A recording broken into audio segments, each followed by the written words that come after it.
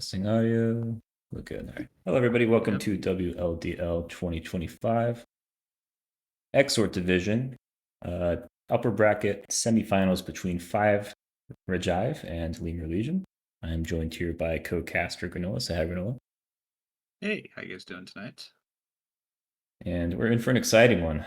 I believe I'm going to pull up the standings for those at home.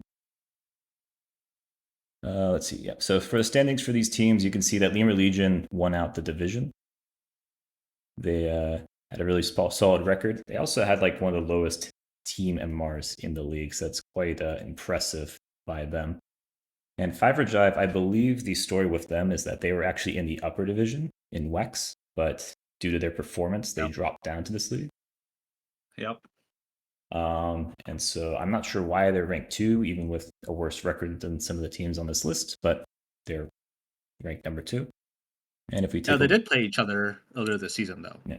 And just taking a look at the bracket real quick, you can see that this is the upper bracket. Both teams won out their prior series in the upper bracket after their bye, and they are now playing each other to see who goes to the grand finals. Turn that off and we get into game. And first bands coming out are a couple surprising ones. We see Oracle, Hoodwink being banned out. Wraith King is not too surprising. He's probably the strongest hero of the patch. And Alchemist as well. Man is that's pretty interesting too. It must be comfort heroes that they're banning out. Pulling at stats. Remember, they have played each other before, right? I'm not sure what the.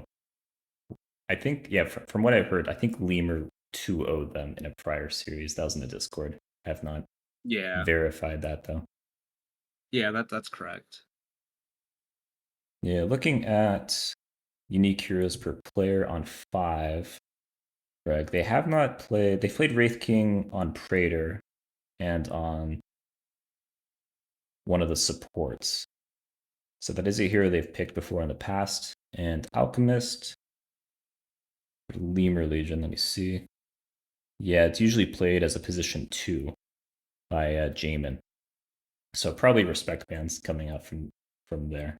And the Hoodwink is a respect ban, by the way. Fiverr Guy plays a lot of Hoodwink. It's probably their second most played hero in the league. Right. We have a lot of Dark Willow exclusive players in this league, or people that play a lot of Dark Willow. It's a good hero, man. Yeah, I mean, you can transition into a carry pretty well. Just offers a lot of CC, good lane presence, and just a very versatile pick. You can pick it first. We have the first picks coming out here. 5-5 opening things up with an Abaddon. Last patch, that would have been an extremely common sight, although after the nerfs, he's not as dominant as he used to be. I was about to say, is this 7.38 again or what? He's still a solid hero. Abaddon Night Stalker, dude. This is like 2 months ago. Okay. That's interesting. And a Juggernaut ban. I didn't know that Juggernaut was a hero right now. I don't think they play it. Either team. I know I'm looking at my own team. No, I don't see any Juggernaut games at all. I see Juggernaut on plays it. Yeah, on Uranium Heart, but that's the team that banned it though, so not sure what that all about. It may be a ban for heroes that they're considering picking. Jug's pretty good against like spammy magic dealers, like a Leshrac or a Storm, just a couple examples. But it's odd to see it banned this early on when like there's still supports in the pool that you may want to get rid of. Lifestealer gets banned as well. Okay. It looks like Jamin also plays Juggernaut, by the way. In the off lane, it looks like. But maybe he flexes, unsure. It's a pretty unusual off-lane pick. Yeah, for sure. So Abaddon's a pretty standard opener. It's a strong laning hero. On 5-reg, let me see. I thought we decided we are going to call him 5-regive. Yeah, sorry, 5-regive. I'm going to have to remember that. Yeah. I don't see them as having... Oh, no, X2 plays it in the... What position is he? Core offlane. So it's usually played as an offlaner. So that's likely going to be your offlaner on the side of Fiber Guy. Night Stalker comes out from Lemur Legion, so 2/3s coming out to start things off. Night Stalker, again, good laning presence. Provides great vision in team fights. They're going to do a Jakiro follow-up. Jakiro combos It's a good decently team well with fight. Night Stalker. The biggest things you want with a Jakiro, I feel, are like someone to set up your stun so that you can drop your combo on them. And Night Stalker with the Void, like the big slow from that, is pretty decent way of doing that. Also gives Jakiro good vision to be able to drop those big spells. Mm-hmm. How does Night Stalker play into Abaddon? And is this an Abaddon core or an Abaddon support? Or it could be a Night Stalker support, right? Like Night Stalker 4 was a thing in 7.3 for a little bit. Looking at Lemur, they have played. Yeah, I'm not seeing Night Stalker having been played in this league at Oh, least. So this is likely going to be a 3. You don't see support Night Stalkers that often. yeah, that's true. Vengeful Spirit. It's a pretty standard common support, like pretty flexible. You can also play it a carry or a mid. Provides good armor. Like with the talent, she can reduce armor by 10, which is quite significant. You usually want to pair that with a hero with good base damage, like a Drow or a Tiny, or something with just a lot of physical damage, such as those heroes. And it's surprising to see the Venge come out after banning the Jug and Nyax, because with those heroes gone, there's not really like good carries left to deal with just massive magic damage. And Venge doesn't really do that much magic damage. No, it does not. We're going to see a Brewmaster. Teamfight hero. I feel like he's gonna get fucked by the Night Stalker, no? Night Stalker just blinks on top of the void, and what can you do? The Night Stalker has to be able to do enough damage to him because even Silenced Brew is a pretty tanky hero, especially if he has one of his spirit Yeah, that's true. forms set on like But if they evasion go or on him armor ward. early enough. Oh, right, okay. But if they go on him early enough, like 5, 10, 15 minutes, right? Before he Right. has Rat or the evasion or whatever. It's definitely more difficult for Brewmaster to get his combo off because if the Night Stalker goes like a Blink Dagger, for example, he can't just get right on top of him really quickly, and the team just needs to be able to Right. burst him down at that point. And these heroes are pretty good damagers. Like Ringmaster Jakiro, that's a lot of magic damage coming out from those That two is a supports. lot of damage coming out, Yeah, yeah. like big team fight heroes, relatively low cooldown. Ringmaster kind of is also in the same position as Jakiro where he wants a setup stun. But I guess they're putting all their eggs in the Night Stalker's basket I here, providing that. I think mid or carry needs to be needs to have some type of CC. Otherwise, they may be missing the skill left and right because of that. Right, they're right. They don't have that setup outside of the Night Stalker. I think they need one more. I think their draft would be solid. It's two relatively immobile supports as well. So yeah, having like a CC or some kind of Some mobility to mobile combo hero, well with the Night Ember Stalker. Spirit or a Storm. Yeah. Yeah, because you usually want something to go in with the Night Stalker because it sucks having to like go in by yourself. You usually want someone to like start the fight, like I don't know, a Chaos Knight or something, so that you can just jump on that backline or whatever priority hero you're trying to bring down and bring them Right. down. Brewmaster provides really good team fights, decent pickoff potential. Like he's a very tanky hero, disrupts team fights a Hmm. lot. With these two immobile, relatively squishy supports, Brewmaster can wreak a lot of havoc here. They're going to pick up Spectre on Lemur Legion, a very tanky hero, and exactly, like the kind of jump in carry that you want to see with Night Stalker. What the fuck? Did we just see a Naga Siren? It's going to be followed up by an insta pick Naga Siren on 5 Huh. Rajiv. That's a interesting pick there. Is that a one Siren? It has to be, right? It's been played by Uranium Heart in the past. That's their He's carry. our carry player, Yep. presumably, yeah. And one match. They're playing versus NLZ. They won that game. Oh, interesting. So likely going to be a. Where's this Brewmaster going? It's going to be 2 Brewmaster? Maybe a support No, it's Brewmaster. definitely a 3 Brewmaster. It's like 3/4. It's no. It's I don't know actually. I don't know what the support combo is going to be. Well, Abaddon's been I think picked. it has to be Avenge 5. You could basically flex it in any role. But I'm No thinking, CC with the Naga Siren seems rough because if you CC with the Naga Siren, right, the Naga Siren just uses whatever the E is on you, and the minus armor strat with the Venge and the Naga Siren would be kind of sick. yeah, that's a nice carry to pair with the Venge. You get a lot of negative Yeah, armor. It's a shame that the other two nice soccer heroes smells. can't really benefit from that, though. No, Okay, we're going to see a Clink span. I expect that Lemur's thinking that they don't see the mid yet. Clinks is usually played mid. If you see the Nagi, you think that's the carry. That's the other lane that Clinks is usually picked in. hmm Ember Spirit as well, being banned out by Fiverr Jive. Could be them thinking they don't see the mid either, which I agree with. I think you basically see what the lanes are here on Lemur Legion. Not a lot I of don't think we see flexibility either there. man. No, hey, it could be a Midnight Stalker, but we don't really see that either. Necro ban, okay. What hero puts Fiverr Guy's team together? Like what gives us enough synergy in team fights? They're going for big team fight energy, right? Like they don't their team doesn't really gank with an Abaddon Venge. Yeah, Venge. Um, Venge can start fights with swap. Uh, Naga can also just run in. Brewmaster can run in. They don't really have good blinkers at the moment. So getting some kind of blink mid, blink jump in maybe a Tiny would be might be sick here, I decent. think. Tiny would be pretty good. Looking at what mids they played in the past, that's Praetor. Mhm. Uh, we've seen Zeus, Sand King. Could see a Sand King here. I think Legion's banned. Yeah, Legion's banned. They played Void Spirit, CK, Ursa. All those heroes would Void Spirit be. would be good if he was a hero right now, I think. Hmm. Mm, I'm thinking Sand King Necro probably here would have been a comfort pick. is pretty decent. I think you want something that's tanky enough to survive to the Night Stalker, basically. Something that gives you a little bit of jump Yeah. to, I mean, Fiverr Guy, if they pick Sand King, they're going to be hard to kill with Abaddon, Brewmaster, Naga Siren, right? And yeah. then you have the swap to save as well.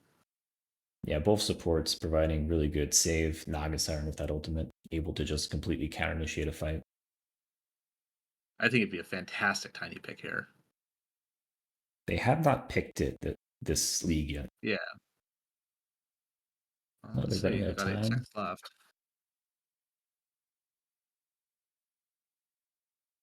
Bloodseeker. Ooh. Um, just support Naga Siren then? I feel like the Abaddon Venge are the supports. Naga Siren has been played by Uranium Heart. I don't. Oh, X2 plays Abaddon 3. This is probably a mid Bloodseeker support. Support Abaddon 3 Brewmaster. I'm thinking. Okay, Is it a good Bloodseeker. Bloodseeker game? What was that? Is it a good Bloodseeker game though? It's good versus Night Stalker. It's also really annoying to play against a Spectre because of the Bloodseeker ruptures you. It's pretty easy to chase you down. Yeah. We're gonna see Storm Spirit here. That's you don't have to run them from the Bloodseeker, so you avoid the rupture damage. Storm as I well like as the Storm another Spirit too. hero. Yeah, that jumps in. I really like Lemur Legion's draft here. They have a bunch of jump in heroes. They have follow up with Yeah. Jakiro and Ringmaster. I I feel think I would like agree with you. yeah, I think 5 reg just kind of lacks a little bit of damage on their side. I think this Brewmaster is really going to have to pop off if it is a 3 Brewmaster to really Yeah, I give agree them the with team that. fight presence they need. Anyway, skin game, cosmetics. Hmm. That Spectre skin is sick, dude. That's pretty good one, yeah. Ringmaster Yeah. skinless. Then just got the Oh. Arcana. Uh, I think I'm gonna have to give it to Lemur Legion.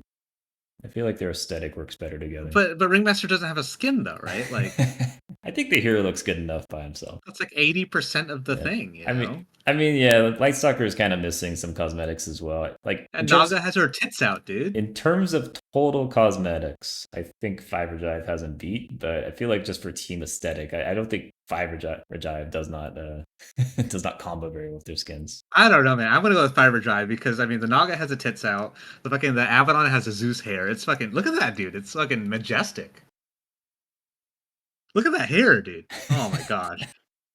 Yeah, the jellyfish is Now, pretty as far good. as draft goes, I don't know if Mhm. I would pick them. I think I'd go with Lemur on this draft.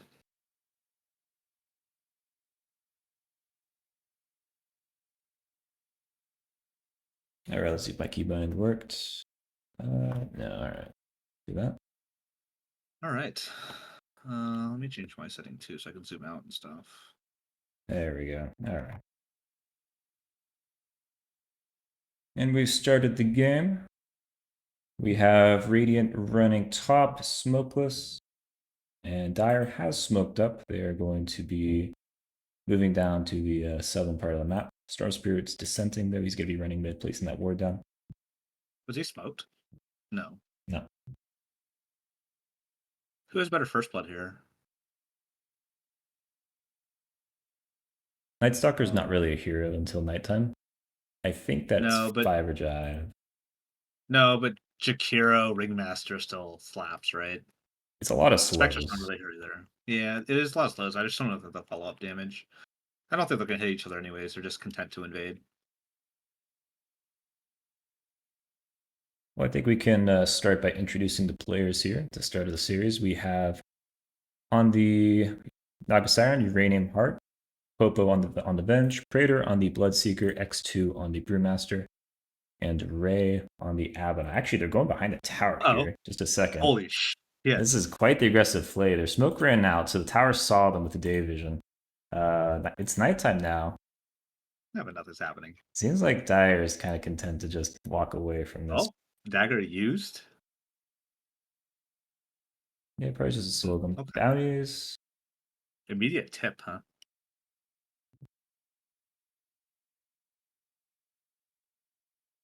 You want to continue Yeah, introducing? I forget who the last one was. It was Yeah, someone on Fiber Guide. I think it was Popo. Yeah, it's Popo on bench. Yeah, it's gonna be a 3 Brewmaster. So facing off against the against X2 in lane is gonna be Divine Phoenix on the Spectre, supported by Jamin on the Jakiro. And already a lot of damage coming out from that top lane. Committing the Blood Grenade. He's getting pretty slow on X2. Ton of damage coming out. That'll be fine. In the mid lane, Praetor is going to be facing off against Zaddy on the Storm Spirit. And in the bottom lane is position 1 Naga Siren, supported by Abaddon is going to be facing off against a position 3 Mr. Fancy Pants, supported by Levito on the Ringmaster. It's been a hot minute since I've operated the camera, so forgive me if I miss something. I'll try to focus on the Remember to kills. press W to show the last hits. Yep, we got last hits. Actually, let me see if I can turn game audio. And I will Quiet. point out what I see. What do you expect to be like the fighting lanes here? It has to be the Night Stalker lane, right? Night Stalker Naga lane. Because Night Stalker Ringmaster is a pretty lethal combo, early at least. Yeah, I expect bottom lane. I mean, Abaddon's in this lane. He doesn't have any kind of mana regen, though. They're actually going to go on this Abaddon here. He's going to shield himself. Not, or Night Stalker can just Courier run him guy. down. Uh-oh. Naga going on the Ringmaster now. Getting pretty low. Could have body blocked there. Missed the opportunity. Ringmaster's going to be able to get away. Yeah. So some evasion going on in this bottom lane. In the Bloodseeker's mid leveled up, lane, though. I think Storm just kind of shreds melee heroes in general Yeah. in the mid lane. Yeah. Like Bloodseeker gets a ton of regen. He probably has the highest regen of probably any mid laner, other than Necrophos, I guess. But I Yeah. think it's gonna be very difficult for him to get last hits. And at the top lane, I think Spectre Jakiro with their slows are pretty good kill combination. Brewmaster is just a very tough hero to kill in general. If he gets some points in his Drunken Brawler skill ability. And Venge, Brewmaster, I don't think is that dangerous. Got some pretty tanky heroes up here on the side of Dire's safe lane. Jakiro and Spectre both pretty hard to kill. Yeah. I think it's Dire favored safe lane. And I think it's actually both safe lanes are favored here. The Naga Siren's pretty strong into the Naga Siren Ringmaster right now. 9 armor already. Can't get right click to death. Had a little Uh-oh, what? courier snipe Nice. by the Venge there, killing the Spectre's courier as we have a go on top. Oop, Spectre Jakiro dropping spells on the Brewmaster, but Yeah. Popo showing up there, gonna scare him off. Just a lot of damage on this Brewmaster. Kind of ran out of regen, just has the Healing Lotus now, so it's gonna be difficult for him to stay in this lane without flying out some more regen. He does have an urn. True, but he needs to get kills to be able to use that urn. Oh, top.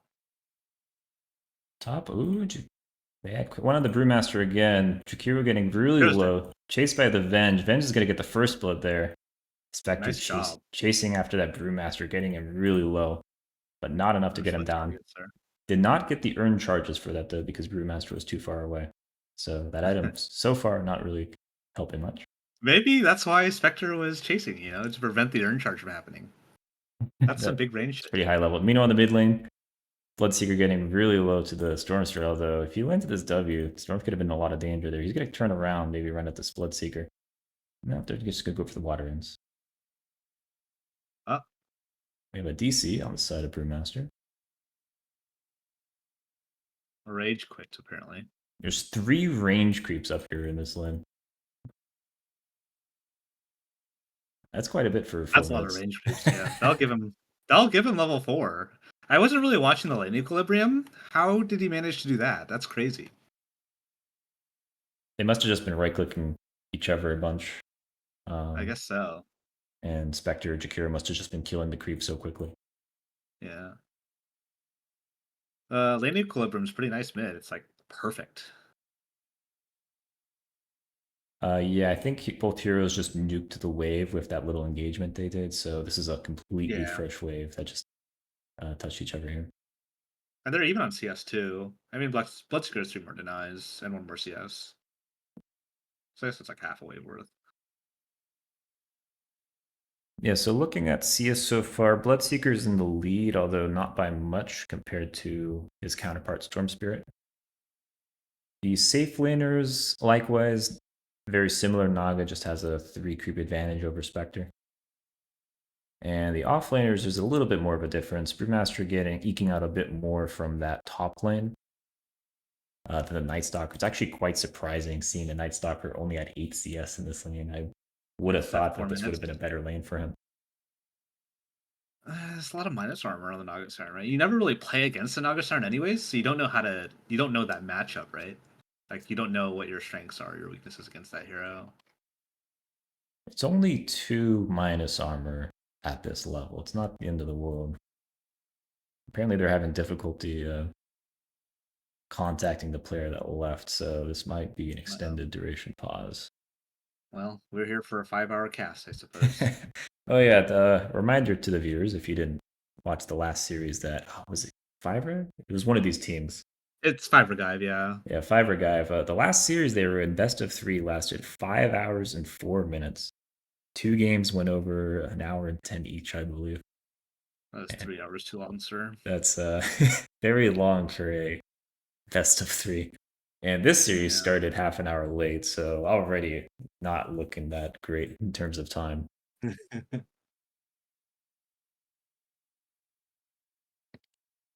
Oh, he's back. All right, cool. So who do we need? Which team needs to have a better early game? I feel like Radiant needs to have a better early game, right? Absolutely, yeah. I think this Brewmaster needs to pop off. I think they're integral to a lot of the team fights. I think Bloodseeker's not going to get a lot out of this lane, but if he does, I think he's also going to have a important role in this Radiant chances of winning.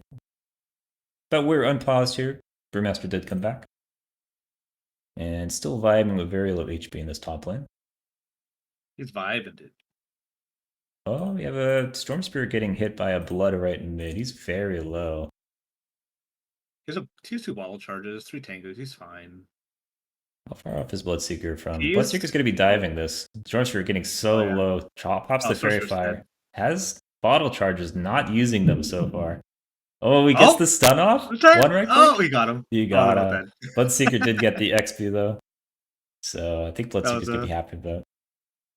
I think Storm could have lived maybe if he used Yeah, if he was using bottle charges there. I mean, there was no dot on him. Yeah. But he got the kill. I'm sure Storm's happy with that. Bloodseeker got the XP.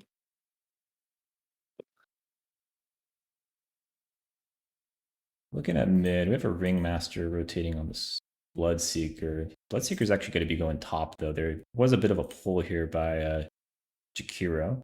They're going to be tossing out spells, trying to find Oh, one of these dire heroes. Oh, ruptured on the drop the spec. Rupture onto Spectre.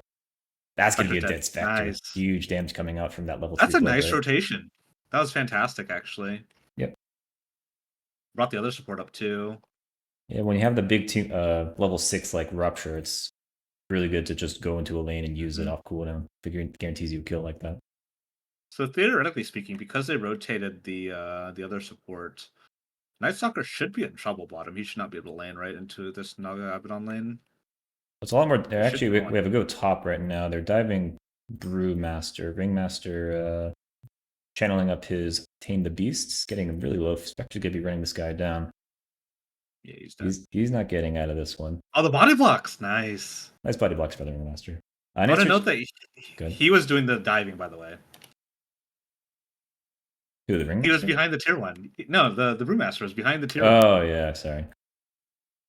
Yeah, so getting a little bit caught out of position. To answer your question, I think that since it's daytime now, Night Stalker, he wasn't having a good time before. Now I think it's just way harder for him. He doesn't get a lot of regen. Right? Yeah. He should not be able to lane right now. Ooh. I just double tame the beast.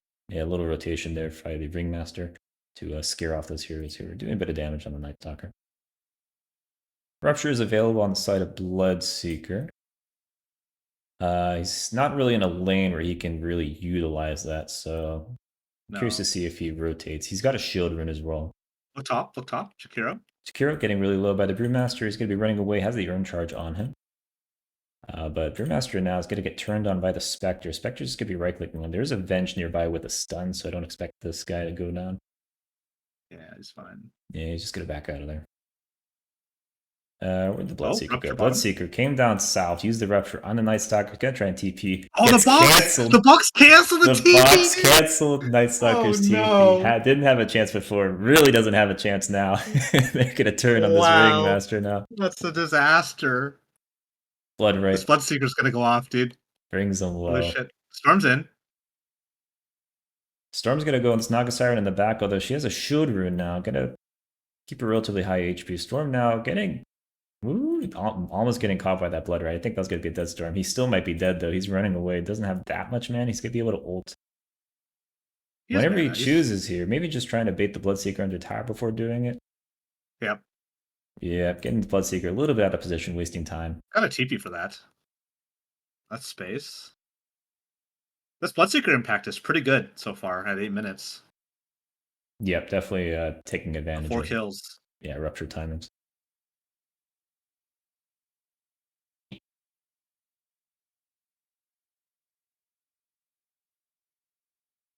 In the bottom lane, we have a go on this Abaddon, who's still quite a ways from his 6. It is daytime, so it's a little bit hard for this Night Stalker to commit. Oh, he gave up? Yeah, gave up at the very end there. Night Stalker just not having the armor or the speed to really commit to that tier 1 dive. I think he could have gotten it. He probably would have died for it, though. Would he have died, though? He has 7 armor. He would have been fine. Is it worth him getting a kill on the Abaddon if it means feeding a kill to the Naga? That gives him 6. Oh, that's true, actually. He may have been able to get out of there. He just wasn't confident enough to really go for it. It's all right, though.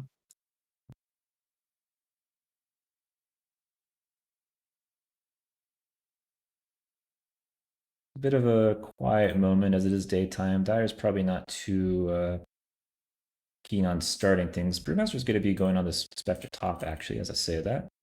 She's going to be able to go into the trees, though. Avoid most of that damage. After this wave, this Bloodseeker's going to rotate top. Yeah, 2 very low heroes up here. Brewmaster can see that. Yeah, Bench coming in, trying to, like, corner these 2 heroes up here.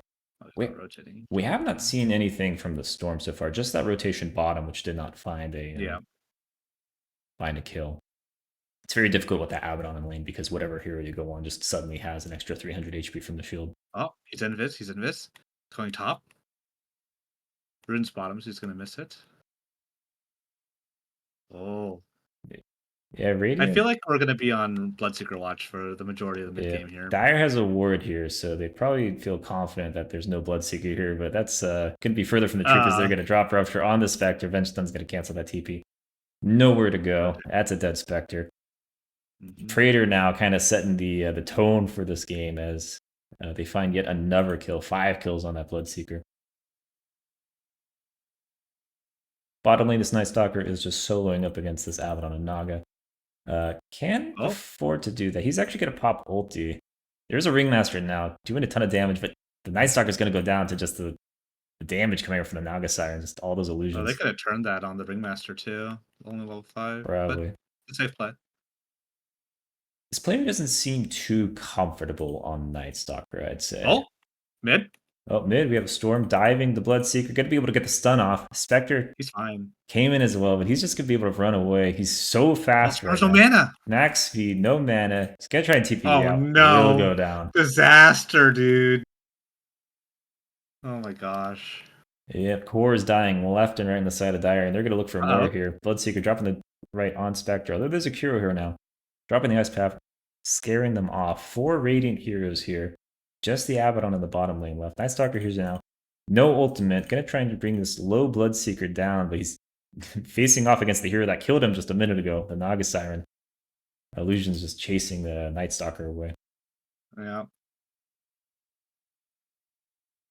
Seems like both teams kind of want to reset here. Brewmaster now shows up with the Primal Spirit available. And so I imagine he wants to start a fight Oh, here soon. rupture on the Night Stalker. Oh, yeah, we have a Rupture on the Night Stalker. Just easy swap. Oh, that swap damage with the Rupture. That was insane. That's a lot of damage. That's a pretty good Keep over combo to there. net worth, dude. Look at that net worth lead for the Bloodseeker, dude. It's pretty nutso.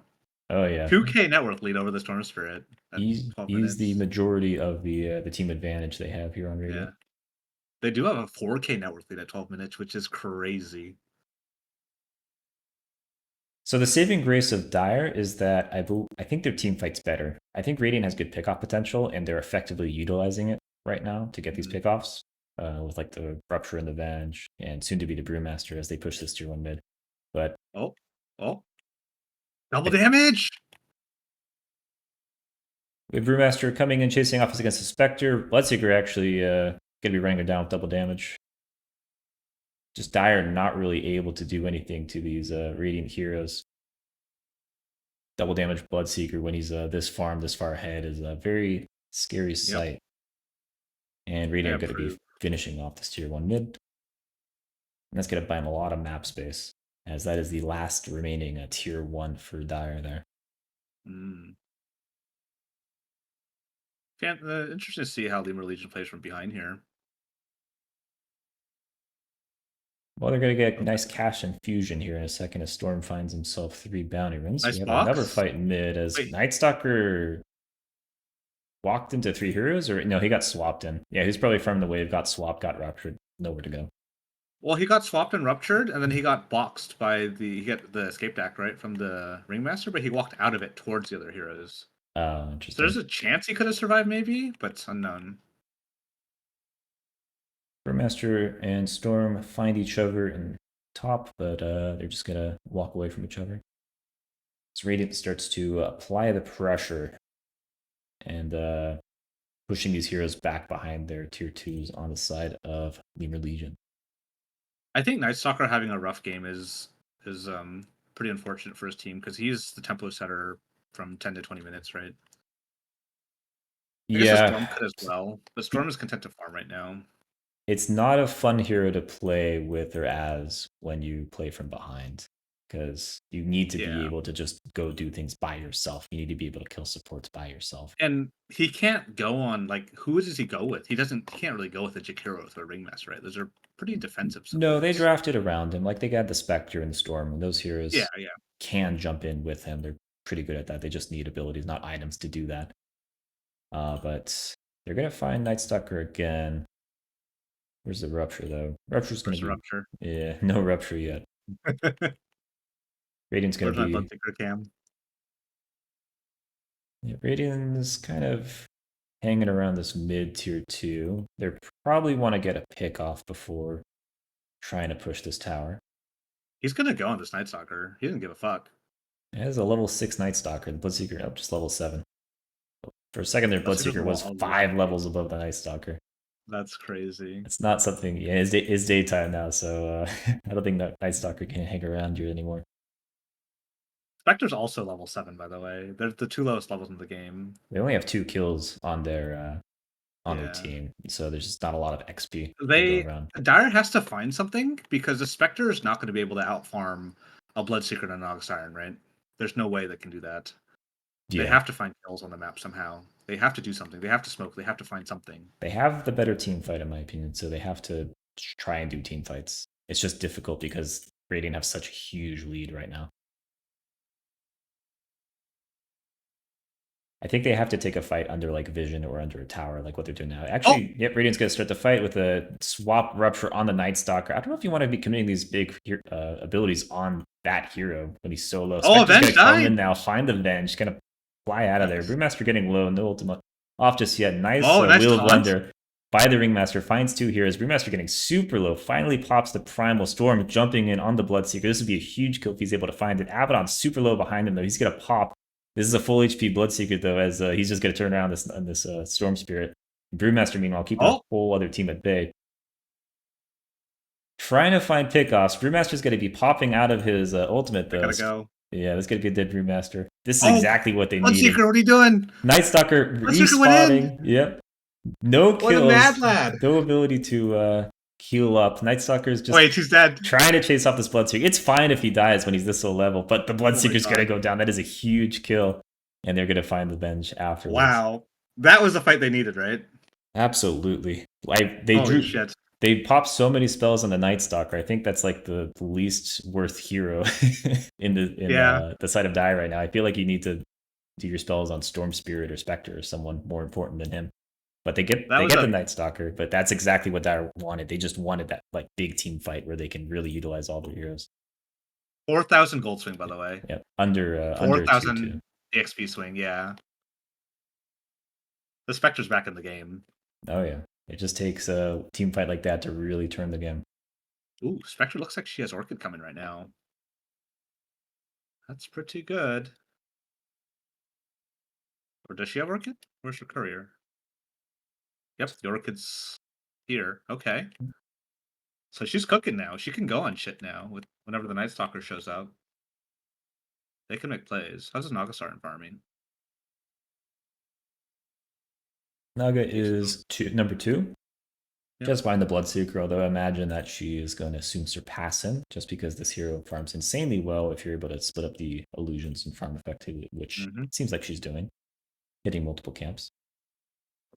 Dire, no Night Stalker ult, so they kind of just want to chill until that comes up before they fight. But Storm here can find the Venge. They're gonna, start dropping spells on the Venge, getting her low. They see the Naga illusion. Yeah, scared by the illusion there. They don't want to fight. They want to get a pick, if anything. I think Radiant's super wary now after that loss under their tier 2. So they're just farming now, right? They're all split now. Yeah, oh yeah, absolutely. Like they're probably aware now that like team fights are really difficult for them. At least when you do it under a tier 2 with that armor and HP aura. Brewmaster has the relic now. He's pretty close to Rad. That's going to be very impactful in fights. Spectre also has Rad queued up. Kind of surprising to see that after Orchid. It's pretty standard nowadays. The Orchid's just so valuable. We're going to have a swap here on the Ringmaster. He's caught between 3 heroes. Night Stalker's got to ulti in, see what he can do. Jakiro, they're kind of kiting these Radiant heroes back. It's just 3 Radiant heroes here so far. Bloodseeker's now running in. Dropping the Wheel of Wonder, finding the Abaddon, getting him super low. The Primal comes out though, saving the Brewmaster for now. His Venge gets really low in the back. Venge is actually going to go down to the Spectre Dagger. And Brewmaster now trying to find something else as his ult is expiring. But he's going to be walking to 4 heroes here. He's big edge. A little bit dangerous. Blood right on the ground though, trying to split up the fight. It's only going to catch the Jakiro. As Bloodseeker now just kind of out of position. He has the Manta though it has a Manta or Illusion Rune to purge the Orchid. Yeah. He's getting super low. Storm's going to be able to finish him off. And now Brewmaster out of position, left alone. Abaddon trying to shield him up, trying to keep him alive. But there's no tower here, nothing for allies to TP into. And the Brewmaster is going to go down. Well, Black Joe, We got a game, sir. It looked like a stomp, did it not? From like minute 10, 12? That's just the nature of the drafts. I feel like I think Oh man. Bloodseeker, just rotated really effectively. He got good kills. He basically just got kills every time Rupture was off cooldown. They comboed it Spectre very got well with 1300 Venge. XP there and 600 gold. Storm got 700 Yeah. gold and 600 XP. That's crazy. But the issue is, like we pointed out in draft, is just I think that we think the team fight on Lemur's better, and it's probably Yep, simpler to execute as well because I it's would all agree. CC on Dire versus Radiant, which is more single target. Radiant is also taking fights 4v5, right? Because the Naga is simply just farming away Yeah, across the map, right? that's their win condition. They're hoping this Naga gets free farm to the point where she can just 1v5. Yep. Uh, She's almost Orchid here. yep, that's probably gonna be her item timing to start joining fights. I imagine you get Mhm. Orchid to try and get picks, or try and be a presence so you can just sit in a lane, no one can come touch you because they're gonna get Orchid and killed. Right. Oh, they're farming here. Yeah, it looks like I have a Torm. I'm curious to see how the Naga does Torm. I have not seen her do it this patch. Illusions die pretty quickly, but it's enough to bring it to half. And it's going to be That's going pretty to fast. Abaddon, which is a very bad shard for them. It's basically a slightly higher damage miscoil on a support Abaddon. They're gonna find a And Spectre here. yeah, Spectre farming the bottom lane. Ooh, Oh they no. they Oh don't. no. Yeah, they don't see her. I don't know what the command is to see fog. Is that a spectator command? It is a Yeah, spectator command. F2, F3. Okay, yeah, so she doesn't see them in the fog here. Yeah. Now, what is it for? So I'm doing that. it's F2, F3, F1. Yeah, there we go. Okay. So look at the Brewmaster's gold. He has 2,600 gold right now. Where's the Radiance? Courier might have died. Where's his He's courier? right next to the secret shop. I guess they were taking the Torm. Is it over here? Uh, Bloodseeker's Orchid, by the way. yeah, courier's in secret shop. Nothing on it, so Oh. maybe just forgot about it. Maybe he was going to like the bottom secret shop, right? And then he disconnected, and now he's gonna forget, and then he's never gonna buy his Radiance.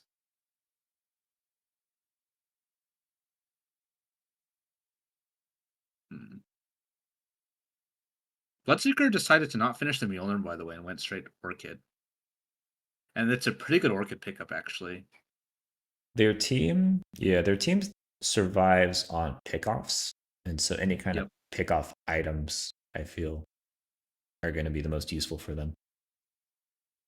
But the I, traditional build for Bloodseeker is to not traditional. I say traditional, but Bloodseeker is a garbage here right now. Is Mjolnir into BKB into like Ags, right? So that you can just right click heroes to death.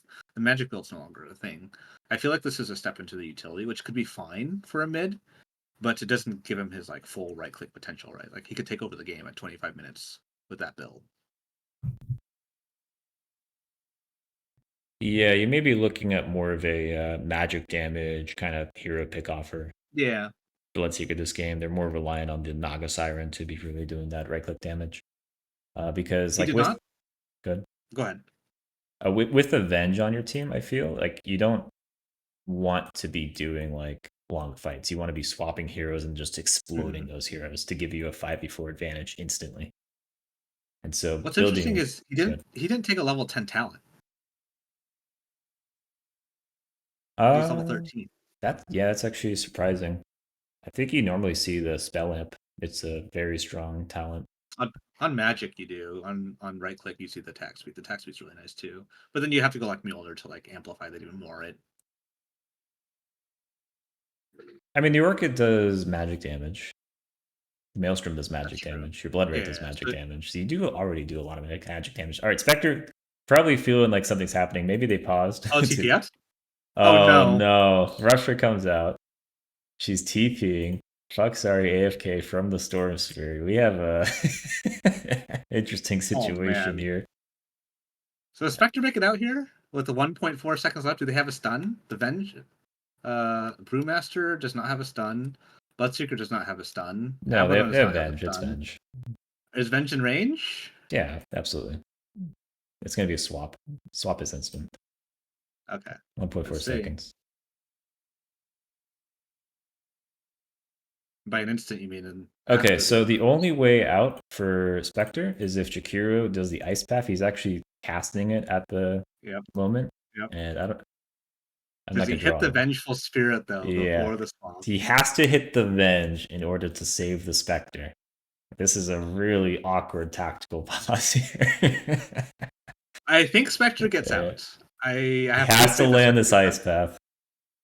Oh, Oh, does it land? It swap rupture damage so much. Drops the oh, he used a Macropyre. Quite a bit of Macropyre for that. damage. Macropyre is kind of splitting up the team right now. Nightstalker looking to maybe go on this brew, but that's a hard hero to Got go me a on. Radiance. Okay, Yep. he has a Radiance now. Dire just gonna retreat out of there. All right, so a little bit of a pause shenanigans going on at that kill. I think That she was was dead wild. either way, regardless of the pauses. I think if anything, I they don't were. know. If Chikiro hits the ice path on the vengeful spirit, right, then I think he's fine. But That swap came out so quickly. It is they forced a Night Stalker ulti as well for that. It was true. a good go. Oh yeah, Venge has the cast range bonus on her Nutra, and that's why she was able to get us from so far. They're going to find a Night Stalker here running into the high ground. Ice Path is going to stop the Bloodseeker from going further. No rupture for another 15, so hard to really get on these heroes. They have to rely on swap really to get a kind of pick off. Naga, meanwhile, throwing illusions into the camps, into the lanes, just farming up. Not getting like super far ahead though, even with this free farm. Storm is still higher than her. Yep. As a result of these one Oh, we team missed a fights, I kill. imagine. Ah, crap. Was it a rupture? Ringmaster dead. No. It looks like Swap? no, it was Yeah, not. okay. So Ringmaster got out of position here and got swapped. Kind of spooky playing into 4 Radiant Heroes bottom here. Yeah, I was surprised that he was actually caught there. Like his whole team was top lane at that point. Yeah. Have a smoke up by the Venge and Bloodseeker running top, trying to find the Storm Spirit who's showing under a illusion. Although Storm's coming bottom, looks like Dire may want to try and save this tier 2. Nice Tucker is here now. No Dark Ascension for another 30. Yeah, they're going to be TPing heroes here. Bloodseeker coming in from behind with a smoke. Has the rupture. Drops the blood right. Storm is going to walk back into the blood right. Gets stunned up by Venge. Oh, Orchid? no. He has the Yules. Night Stalker, meanwhile, silencing up the his Orchid! Master. Rupture on the Storm Spirit, just standing there. Oh, doing so much damage! He's going to heal off of it, but he's going to die to that. You stopped hitting him. Both heroes going down. Ringmaster now, getting stunned by the Venge, is going to jump away with the whoopee cushion, I think. And Spectre's in. Nice Wheel of Wonder catching 2 heroes. Killing the Ringmaster. Can he get the ult off? Can he get it off? He gets it off. Oh, no! The Radiance ticking down the Ringmaster. Was not aware of the dot going on, and now Night Stalker getting pretty low. I don't know if he's going to find any heroes here. I mean, it's just him at this point. He should not be able to find the Night Stalker here. Yeah. Spectre is going to work it up the Abaddon. Oh, what the hell? Night Stalker comes low ground looking for the Spectre. He could have killed it. The Spectre went on him. Oh, man. They could have killed that Brewmaster for sure. Yeah. The team was there if the team was on the same page, but Night Stalker going in alone, Abaddon there to heal up the Brewmaster. No chance. Yeah. More space for the Naga Siren. The 102 Naga Siren. In this economy? Wow. Bloodseeker is going to be going on Jakira. Throws down the Blood Ray to give vision for the Rupture, but Jakira is able to force staff high ground. Both teams have vision in the triangle, so shared information going on there.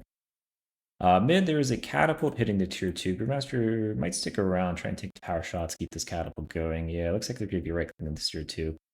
No Dark Ascension for another minute, so I imagine Dire really does not want to defend this. Yeah, they're going to be taking this top north now. Yep, she started to take a lead after those after that last fight down there. And Radiant now going to find a swap on Jakiro. He's going to force staff low ground, but he's surrounded by many heroes here. Just the Ringmaster in position to help him. Night Stalker unable to do anything with no Dark Ascension. Bloodseeker's going to start running into Night Stalker, but with no Rupture available. Kind of a hard kill.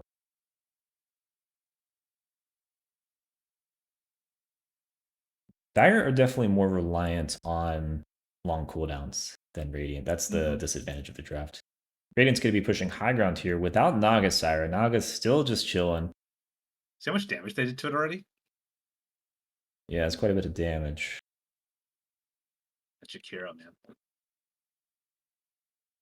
What are they waiting on this Naga Siren? Just heart? That's her next item. She's gonna get it here pretty soon. Just another Heart. creep or She's pretty two. close to it. She has the money for it now. I I think don't. that's their go time, right? Yeah, I don't know what the Spectre v Naga Siren matchup is like. I think if you can kill the Naga illusions, she dies pretty quickly to the Spectre. You got to find the correct Naga Siren. But you need some kind of HP reduction item to deal with the heart, I feel, and currently they don't have any of that. You need like a Vessel or Scotty or Shiva or something like that to be able to deal with that heart. I think Spectre just needs too many items to come online right now. Yeah, she's finished up that Radiance. Is it Manta next or Scotty? No gold. I'm wondering what she's got. Oh, they're gonna swap a illusion there. That's yeah, they committed the rupture now. The Night Stalker, he's not gonna be able to contribute much to this fight. Radiant kind of look like they want to turn this around. Escape Act gonna keep the Night Stalker low though. Still takes full damage though in the Escape Act as Brewmaster now runs for it, able to get his Primal off. We have a song come out after the Macro Power. She's gonna cancel it early as they're gonna be able to jump on the Spectre here with the Primal. Bloodseeker getting really low, being chased by the Night Stalker. Ooh, nice tornado by the Brewmaster keeps him elevated. Bloodseeker's be able to run away, and now the Night Stalker escape. Night Stalker's alive! Taking down to the Radiance though. One keg is enough to bring him down. First death of this fight right here. Storm now getting low. Swap out on the Ringmaster. Surrounded by heroes. Gonna go invis. Do they have any kind of detection for him? Doesn't look like they dropped 2 sentries for him. Ben stun going in. Bloodright should be able to finish him off. Does so. Storm now gets rooted up by the Naga. Will go down. Spectre now out of position. Getting chased by the Bloodseeker. 4 kills. We did say at the beginning of the game that Radiant has decent team fights, and they want fights to extend really, really long, right? Because of the Brewmaster effect, because of the Naga Siren being able to tank a lot of damage. And they did do that. Yeah, and at this point, with the Naga has shown her presence for the first time this game, getting a couple of assists. I don't think they have any answers for her at this moment. They don't have the items to be able to deal with the region unless they kill her whole team around her, which it's a Brewmaster Abaddon. You aren't really killing those heroes that quickly. This is rough. Yeah. Although they're kind of diving towers a little bit here. The full Dire team up. I guess it is daytime for another 30 seconds. Storm's going to be doing a long jump in on the Venge, getting her low. Spectre now committing the haunt to try and finish this vengeful off. She's silenced, cannot leave. Wheel Wonder comes out, Macrofire. Nobody's looking at it though. They're just going to walk out of that. A lot of teamfight ults being wasted on nothing on the side of Dire. Now they're going to be turning on a Night Stalker. No rupture, but he's completely body blocked by 4 Radiant heroes. Dies outside of his base. Radiant's going to come and finish the job on this middle lane of Rax. Only 1 set remaining on the side of Dire. And Naga's feeling pretty confident. She's just going to waddle on up there. Got to get the root out on the Storm. Has the Yules. Holding it for now. Waiting for the silence. Escape Pack comes out. So still holding on to that Yules. And yeah, it's looking a little bit desperate here for Dire. A little bit. A lot of tanky heroes, a lot of save. They're going to swap the Spectre out of position. They're just wailing on her, dying to Radiance. She's gonna haunt to an illusion. Actually, get out of there! No, she does not get. Bloodseeker finds her. Bloodseeker's too strong now. Yeah, I mean they could die Fountain here. I think that's the only way they Radiant lose this game here, though. As it's not. I think they could die Fountain like 3 or 4 times, and it wouldn't matter right now. They're up way too much. They just don't have the items to match the Naga Siren, right? Yeah, GG is called by the Jakiro on the side of Dire. What a good pick. Yep. Yeah, Michael just... I think they really relied on that Bloodseeker coming online early, right? He made a lot of early rotations and got kills, and that was really valuable. He didn't allow the Spectre or the Night Stalker to play well. They won team fights, made space, and bought time for this Naga to just free farm Aural Claim. And once the Naga got her heart, got her timing, she just fucking walked into them, and it was just impossible to win the game at that point for Dire. Yep. Anyway, nice, quick game one. Hopefully that stays the same for the the rest of the series. And we're going to take a short break here, and we'll see you in a bit. Yes, you bet.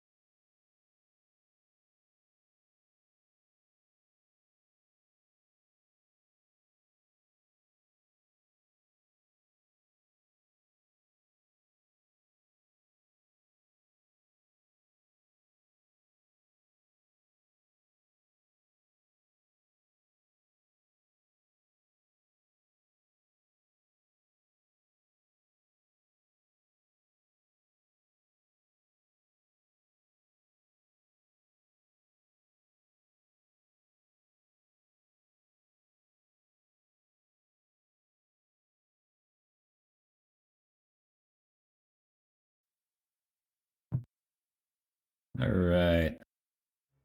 Welcome back, everybody. WLDL upper Ugh. bracket semifinals between Lemur Legion and Fiverr Jive after an extended intermission. Fiverr Jive won last game in just 30 minutes, so a bit shorter than the prior games in the last series. I had a nice nap. Yeah, it was a good time to reflect on what it is to be a caster and Dota in general. But I regardless, think we. yeah, I feel like we could have had a whole 30-minute game in between the intermission there. That's okay. we are Let's cast. we're in a new bracket. We get to see what it's like down here. The the differences in I don't know if you want to say it like that. what it's All like right. what it's like in a lower division. So we'll put it like that. Seems to be a little bit more Sure. casual down here. Anyway, bans coming out from these two teams. We see the Hoodwink again, the Dark Willow again, the Oracle again. Abaddon gets banned this time from Fiverr Jive. No Bloodseeker ban yet, and no Naga Siren ban from Lemur Legion. I'm trying to remember what hero Lemur Legion picked first. This is the Night Stalker, right? Yeah. Yeah, so I imagine they're not too afraid of the Night Stalker after that performance last game. No. And we see a Centaur being banned from Ember. We actually theorized about this a little bit between the games, where we were thinking that the Night Stalker player, I forget who it was, I think it was Zaddy, did not seem too comfortable on the hero, and so we were thinking that maybe just something that's a little bit like easier to execute, or just like something that can contribute to team fights without needing items, something like a Centaur Warrunner with Stampede might be a better fit for this series.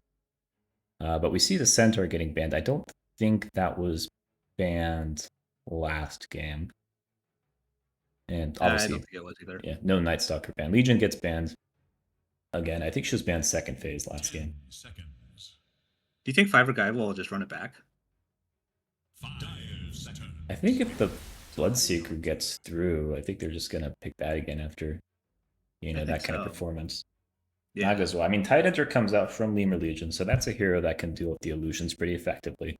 You can throw it in the lane against her, and you're going to be doing cheap AoE damage against this illusion. So right now, it's just a little bit harder for that Naga to really do anything. Hopefully, if it's a comfort hero for Zaddy as well. I think I saw it on his most played, so I think he should do quite well on it this game. Right. Let me pull up my stats here. Oh, and Tide Doctor first pick. Yeah, I think Tide also kind of fits the bill of just a little bit easier to execute, because I think he's a much stronger laner. At least his laning is a little bit more reliable, because Night Stalker, once it hits 5 minutes, it's just you don't have a lane anymore. It's very difficult. Yeah, so you really have to capitalize on those first 5 minutes, right? And he wasn't able to do that the first game. Tide just gets stronger the more he levels. And so just, the longer he stays in the lane, the harder it is to try and remove him from the lane. Night Stalker gets banned from the Legion. Interesting. I think that Lemur Legion actually relies a lot on this Tide Hunter to have a good game. Because if he doesn't have a good game, they just kind of roll over, right? And they're not able to come back. Especially with how they were drafting the first game. But I guess we'll see if they draft like more mid-game tempoed heroes. But I guess Spectre's also kind of a mid-game tempoed hero right now, right? Because she has to go every 60 seconds to get farm. And they weren't able to capitalize on that. I think the Spectre was more in response to the Night Stalker and just trying to pick heroes to go in with the Night Stalker. I don't think that it was really to try and like have some kind of tempo going, because with a Night Stalker with that long cooldown Dark Ascension, you can't really like be doing like team fights with those same heroes. Like you're going to be reliant on that Dark Ascension cooldown coming off. Yeah, that's true. So it's not really playing around Spectre's timing at that point. It's playing around Night Stalker's timings. Night Stalkers, yeah. Tide as well has a long duration ult, but he's not useless during the day. He can still do things. He can get a Blink Dagger or Radiance and like a Shard and just run at people. So this hero is like still useful, still imposing, regardless of time of day or long cooldowns. 5 seconds. Witch Doctor getting picked up by Fiverr Guy. Just a solid support. Let me pull up their stats here. This could be a 5 Witch Doctor. It looks like they have not played it in this league so far. Nope. So he's usually played as a 5. Like sometimes you can rock him as a 4. He's just not like the best 4. Because he's not very mobile. And doesn't really transition that well into like a right clicker. These days you kind of see like 4s being right clickers most of the time, or have the ability to right click. But Witch Doctor traditionally is played as a 5. What was the support duo for Fiverr Jive last game? It was Abaddon and Vengeful Spirit. Okay, so without the Abaddon, they picked the Witch Doctor. They got to pick up Snapfire as well.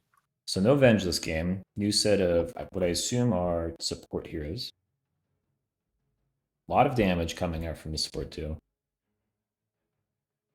And yeah, just a lot of team fight. You have good stuns. 10 seconds. Decent poke. Like if Witch Doctor's able to get Maledict off on any target, you hit him with a couple Mortimer's Kisses, that hero is probably going to die. Essentially, yeah. So I like the support combo here for Fiverr Guy. Silencer. Yeah, in terms of like immediate counter. Ooh, Silencer. That's a pretty hard counter for Witch Doctor and Snapfire. Yeah. What a great pickup, actually. That is a solid counter. 10 seconds remain.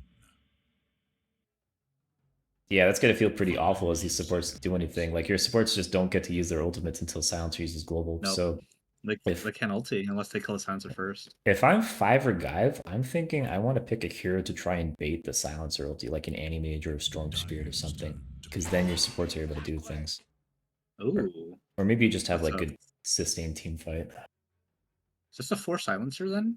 And a 5 Clockwork? Or is it 5 Silencer, 4 Clockwork? Clockwork Tide feels awkward. It could be a core Clockwork as well. Looking at Lemur. 1 Tide. 10 seconds remain. Jamin has played the Tide on Lemur in the past, and that's their mid. Or no, that's their offlaner. Okay, so that's probably going to be a 3 Tide. They have not played Clock this tournament. But Clock is generally played as a 5. He's a very strong laner, able to secure a lot of space for his carry to do well in lane. But Silencer as well is usually played as the position 5. You could play him as a core role. This could be like a flex Silencer. I don't think Silencer was picked either. Yeah, I'm not seeing a Silencer picked by Lemur. So new hero is coming out on the side of Lemur Legion. Kunkka. Okay. Strong hero right now. Yeah, big team fighter. And actually, I think that kind of satisfies what I was talking about, where you just want something to bait the global. Because if Kunkka's like trying to combo a hero, that's like, that's a, Silencer's going to be looking at it and thinking, I could save this person right now by pressing my R button. Even if it's the wrong thing to do with these supports, still. To bait out this global. Yeah. So I do like that. Kunkka's also just like a strong hero in general. He's picked a lot in the pro scene. Provides a lot of durability to his team. Well, if it ain't broke, don't fix it, right? Yeah, they're gonna go with the Naga again. I mean, the support duo, the problem with Silencer Clockwork right now is they don't have any illusion clear, really at all. Well, they have the Tide Hunter, but the support combo doesn't, you're right. Yeah, so this Naga's just gonna have a field day at these supports. So even with picking the Tide, they're just gonna go with the Naga Siren again. Feeling pretty comfortable on that hero. And a lot of Naga Siren in Grand Finals. Yeah, a lot of water heroes in this game. Are there? There's 3. There's 3. And there's not that many water heroes. It's like Slardar and Slark left, right?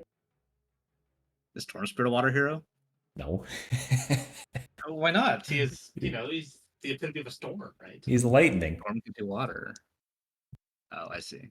Well, lightning is involved with water. Like, lightning. Never mind. I think I was cooking too hard. I think you want to get more AoE damage on Lemur Legion. They have a 3. They have probably their support duo, because I don't think you go core silencer versus Naga. That sounds bad. Oh, there's your AoE damage. There's, yep, AoE damage, Pangolier. That's likely going to be your mid laner. So, looking to pick a carry. I could see like a Sven coming out here, honestly. Just something to deal with this Naga Siren so she can't do anything. Sven's fine. Luna's 10 fine. seconds remain. Yeah, Luna's not really a hero right now either, though. 5 I could even seconds see an remain. Animage. I think Animage is pretty durable versus this team, but he goes Battle Fury to deal with the illusions. I mean, Sven obviously is like the better choice, but I'm just thinking I like don't. they have X and roots for the Sven, so it's gonna be really hard for the Sven to actually do anything. Like he's gonna get kited to hell. You could also pick Medusa's Band. I think carry Beastmaster would kind of fuck here. With the drum, the Naga illusions don't do anything, right?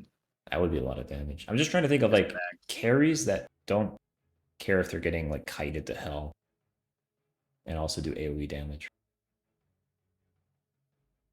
10 seconds remain. There's not a lot of them. 5 seconds. Dyer's turn to ban. Spectre ban. They're good at ban No shot at Spectre. Spectre there. Yeah, I don't think this is a good ban at all. Like, I think you're happy. What about a life sealer Playing with against the the Spectre. Mjolnir? Yeah, we did I see feel like that could be really good. Jug and Nyx get banned last 10 game, seconds. but they got through this game. And Ice Stealer, 5 it's like a seconds Radiance or remain. Battle Fury. I could see it. You don't have great like infest bombs for it though. It's basically just Pango. It is We have Radiant's Clockwork. ban. Oh yeah, true. Sorry. Okay, yeah, I could see that. Alchemist gets I think banned. life sealer would be a fantastic pick to round out the draft here. Yeah, I agree. Actually, yeah, you get a hero that just has that innate BKB, able to Just run around, jump the Witch Doctor, jump the Snapfire, right? avoid X's. You can also dodge 10 infests. Yep. seconds remain. Or sorry, dodges hexes X with the infest. 5 I think seconds. this is the ultimate life sealer game right now. It's looking pretty good so far. Plus, you get that percent HP damage versus a Naga, who's probably going to go high HP items. And I think you go Mjolnir into it too. I don't know if you go Rad. Looking Radiant's at turn. Lemur Legion's heroes, Dyer's turn to A pick. Bane ban. Bloodseeker. Huh. Okay. they're going to pick the Bloodseeker. I imagine this is going to be Mjolnir Bloodseeker and instant pick Juggernaut. Make the ultimate choice. Huh. Interesting. Oh, Praetor is playing mid Juggernaut.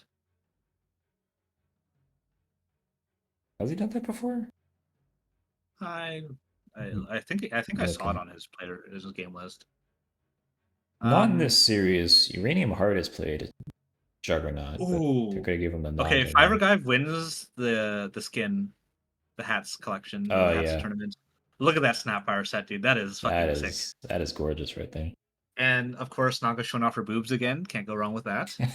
Right? Juggernaut also showing off his boobs. You know, can't go wrong with that either. I think it's I think they just win. You got a nice pink and gold aesthetic going on Dire.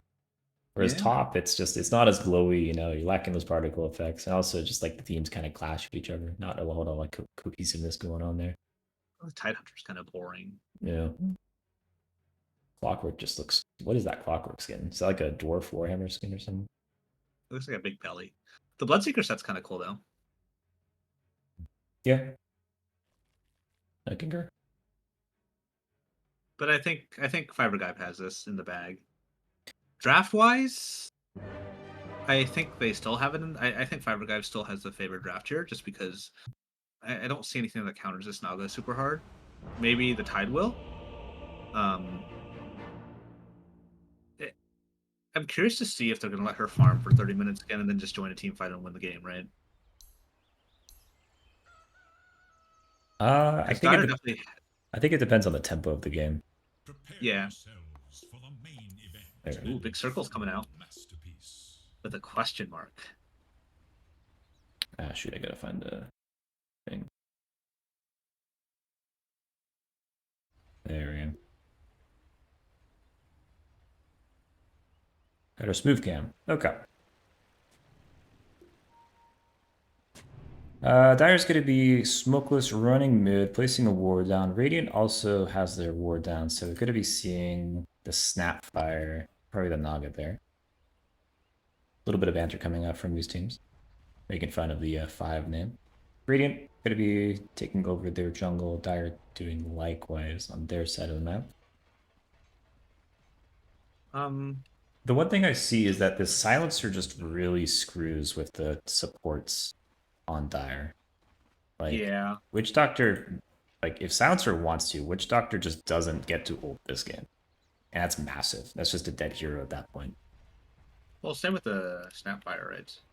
True, I think I'm more scared of the Witch Doctor ult versus Morgan. And when Witch Doctor has Shard, it's a little bit easier. Gonna have a little bit of go here. Dire just walking forward here is high ground. Tries to clone the Bloodseeker, but they're gonna drop the cogs on the Juggernaut. He's able to just spin out of there though. Actually, he got the not extended cogs, so not able to get out of there.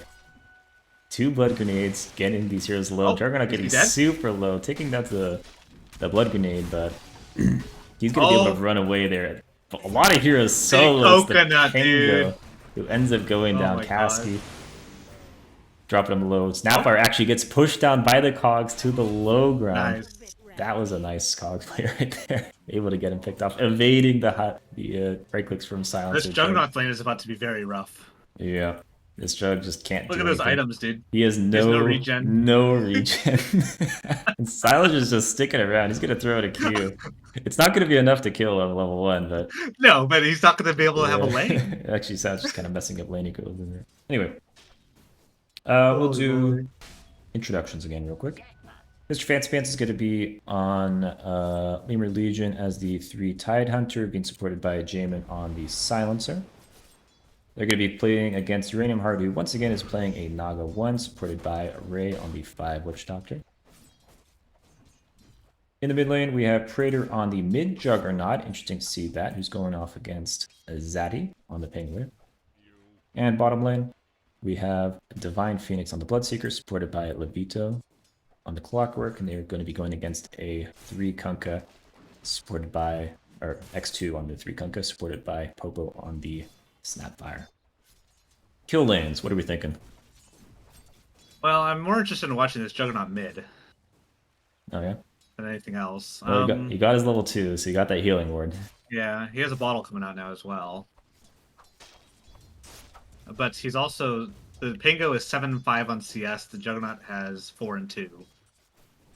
We'll see if that changes. He is a higher MMR player, so we'll see if that makes a difference or not either.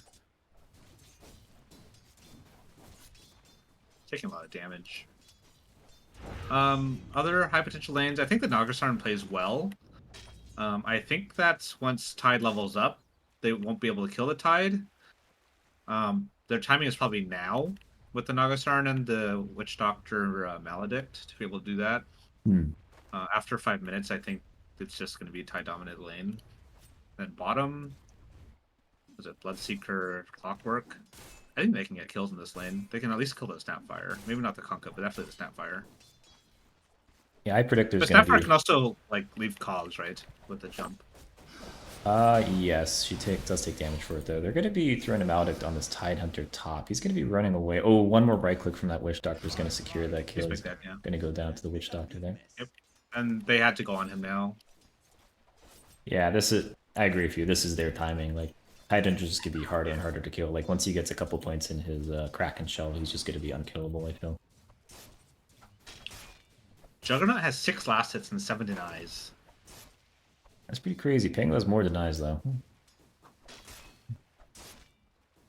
Yeah, I think that early game, Juggernaut being able to hit creeps is really going to stunt his... not being able to hit creeps, right? Yeah, not being able to hit creeps is really going to stunt his growth potential. In the bottom lane, I also think that... I think this is going to be a high kill lane on either side. I think that Kunkka Snapfire does a lot of damage, and they have good catch. Yeah, and depends on how low the Bloodseeker lets himself get, right? Yeah. There's 3 range creeps. Yeah, I was just looking at that. Once again, 3 range creeps. How does that keep happening? I don't know. We saw the same thing last game. Yeah, good blood right, forcing them away. Oh, nice. Nice cogs. Oh, we missed a kill on the top lane. Witch Doctor's going to be found by the Tide Hunter and Silencer. So That's they're to going be to expected. reciprocate that kill that Witch Doctor had earlier. I don't know who wins this mid matchup. Like MMR wise, I think it's Praetor favored, but actually Yeah. bottom lane, Blood Rate and Cog combo. Cog just runs out of there. Kunkka's trapped for the time being, but they have a lot of Let's see, HP you gotta go. and damage here. Bloodseeker's just gonna have to run away. Kunkka takes tower shot. Ooh, Oh, the nice! damage. Scatter blast from the Snapfire, finishing that kill off. Creature on the tower. Not yet. Wait, he has 2 levels in Blade Dance on Juggernaut mid? Uh, He went 2 and 2. I don't see why that's the end of the world. Usually you just see it level 1 because the scaling isn't that amazing and the Q does. Yeah, and traditionally the W is so good that you just max the healing word, right? Yeah, I mean, maybe he's thinking he's not going to be getting a lot of harass in this lane, but I guess that's true. Topanga, I don't know. Yeah, we're starting to see the Tide even without any Kraken shell. Yeah, looking top. He's Gotta dead. drop the Maledict and Cogs on him, but one more right click. Oh! Witch Doctor goes down. +2! Plus 1 intelligence. Tide goes low. Noggin now very low. Silencer drops the last +2! word on her. And Let's go! Silencer will have the last word there as he finishes off that Naga. Naga no purge on her to get rid of I did that. not miss that pun, by the way. Hmm. Oh, it's only +1? I thought it was +2. Is that his That's- facet? It's +1. No. Yeah, so base, he only steals 1 intelligence now. And Was with that the different? shard... It used to be +2, right? It used to be +2, yeah. And with the shard, he okay. gets +2 for 3 total. Bottom lane, Clock's gonna be running out of this Kunkka, but Kunkka's just gonna man mode him, drop a torrent inside the cogs, get him low. Ooh, that Scatterblast I think would have been enough to kill the Clockwork maybe. But just off the mark. Bloodseeker just boots in his backpack. Okay, we're seeing Tide starting to take over the lane. Yeah, I was just about to mention that even with... Oh wait, but Tide has 8 last hits. That's... It looks like that's the weakness this game as well. Look mid. Ooh, Juggernaut. Failed the Omni Slash. Pango's gonna turn. It's a DD Juggernaut. He canceled it early. Jug didn't have ulti either. Yeah, no man on Pango, so no follow-up. So both mids just throwing their ultimates on each other, not able to kill the other. Oh man, if Tide had like 15 last hits, maybe he'd be in a much better spot, but like, that's rough, dude. We're gonna have a fight on the bottom shrine. Clockwork using the cogs to zone out the Snapfire. He has the TP. No cookie. But he's gonna get X'd up here. Kunkka getting pretty He low. might kill Kunkka! Clock just has to right click here, I think. Yeah, Blood Rate's gonna scare him off. Oh my god, Kunkka's just gonna die. Holy. Yeah, that battery assault. Doing a lot of work. He will go down to the Scatter Blast, but I think that he's very happy with that trade. Jug, meanwhile, doing a ton of damage to the Pango mid. Pango will be able to swashbuckle out of there. Lanes are kind of going as expected. Yeah, Outside of the Tide CS. Mid's a bit of a tie. I'd say it's Jug favored. Yeah, Jug favored definitely now. Oh yeah. Yeah, I got 16 denies now. Yeah, and Tide is suffering here, dude. 12 CS at 8 minutes. What's the Jug build gonna be? Phase boots into what, Maelstrom? Is it gonna be a typical carry build? Or do you like diffuse something? This game, I could see potentially like a Silver Edge. You usually want to go attack speed as Juggernaut because it combos better with your Q and Omni. But I'm just trying to think of like what does he need to address a threat on the side of Lemur? He definitely has to go Silver Edge at some point. How else do we think? Yeah, like Naga doesn't really want to go Silver Edge. No. No. Naga will go Bloodthorn though. True, but I'm just trying to think. I guess they may not be too scared of this Tide if he's not having this good of a lane. Silencer 6 before the Tide Hunter, by the way. Yeah. Oh, because he got that double kill earlier. Also Tide died. Oh, look top. Juggernaut rotating. Oh yeah, do we have a rotation by the Juggernaut? No, stay in the creep wave. Stay in the creep wave. Stay in the creep wave. They're just gonna walk away from this. Wait, They're they're going on they're this. turning. Maledic now. He doesn't have Oh no. he doesn't have mana for global. It wouldn't have mattered anyways, but he didn't have mana for it. Surprising to see the turnaround there. Penguin now has Invis running up here, seeing if he can find something. He's gonna find this Juggernaut. Oh. I don't think he has the damage for it though. No Blade Fury at the time. He probably could have done it if he knew the timing. There's a healing ward. Forces the healing ward up. This is a max blade dance, by the way. That's a bit unusual. Bloodseeker is gonna go Radiance, the old magic builder. Bloodseeker. I thought that was dog shit now with the nerfs. I'm really interested as to why Clockwork went hook up this game. Is he afraid? I guess what's the Jug Omni Slash? You just give a bunch of armor to whatever target he goes on. Oh yeah. Yeah. Oh, top. Plus the lockdown's a little bit more reliable versus Naga. Okay, yeah, Tide is a little bit out of position. He's going to be maledicted up. They're going to start running him down. I don't know if they have the damage for him, though. Oh! Yeah, level 1 Maledict. Bloodseeker's going to TP. Instant TP by the Witch Doctor. Song. Level 6 Song. Gonna be saved by the song there. No mana for global. You love your carry when that happens. Juggernaut now with an Arcane Rune. Gotta be Blade Furying towards these Radiant Heroes, but now there's 4 Radiant Heroes here. Oh, the Ravage! Commit. He's gonna die for it, though. Get 3. Tango trying to go in with the rule. Jug is gonna expertly dodge that first roll. He's getting silenced and slowed. The healing ward, though. Healer. He's running away from his healing ward. So very low. Now the Kunkka's here, and I think this is a get out of dodge situation here for Radiant. They're gonna drop the X on the Bloodseeker. No way to save him. Misses the combo though. Running away with Blood Rite. This could be a huge Blood Rite right here. Oh my goodness. Juggernaut getting so low. Oh, hook in? Anything flare, he gets the Jug. Oh no, the classic 1x1. Yeah, Cog on the Naga, isolating her from her illusions. Titans are here now though after respawning. And Kunkka's getting pretty low. Drops a nice two-man torrent, followed up by the cookie. Kunkka's gonna be able to run out of there. And kind of a chaotic back and forth here. As they continue on the Tide. Have the X on him. He's gonna be forced black. Another Blood Rite, another Rupture. This fight's been long enough for 2 Ruptures. Huge. Wow. Huge Blood Rite there. I did not see that coming. Tons of AoE damage. Able to get that Kunkka. And yeah, just after that Kunkka dies, I think it's more even. Blood Juggernaut again up here after respawning. What is happening right now? Just runs at the Tide, finishes him off with the Blade Fury. Just there are 4 Radiant Heroes top, dude. What is happening? That is the death lane up here. They gotta go at the Naga Siren. They need to stop her farm. Yeah, she's just content. Oh, hook in! Hook in on the snap, gonna get her Arcane Cursed up. Nice Witch Doctor counter initiation though on that clock. He's in his own from there. Juggernaut now running with Blade Fury. No Rupture for 25. Gonna be diving tier 2s. Global comes out. No Omni.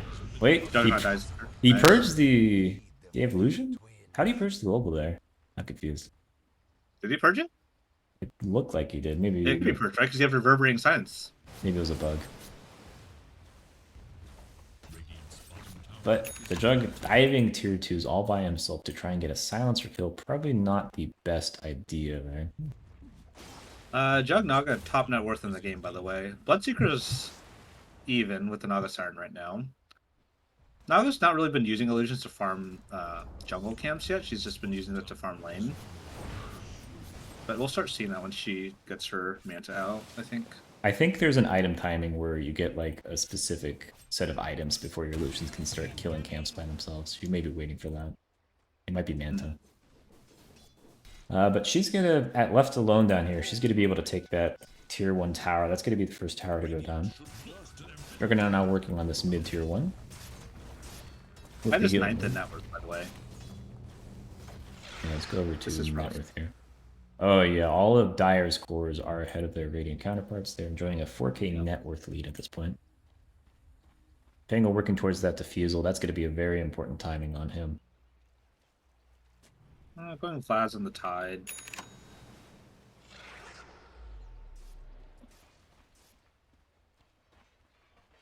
Jug going Mjolnir. Okay, that's expected.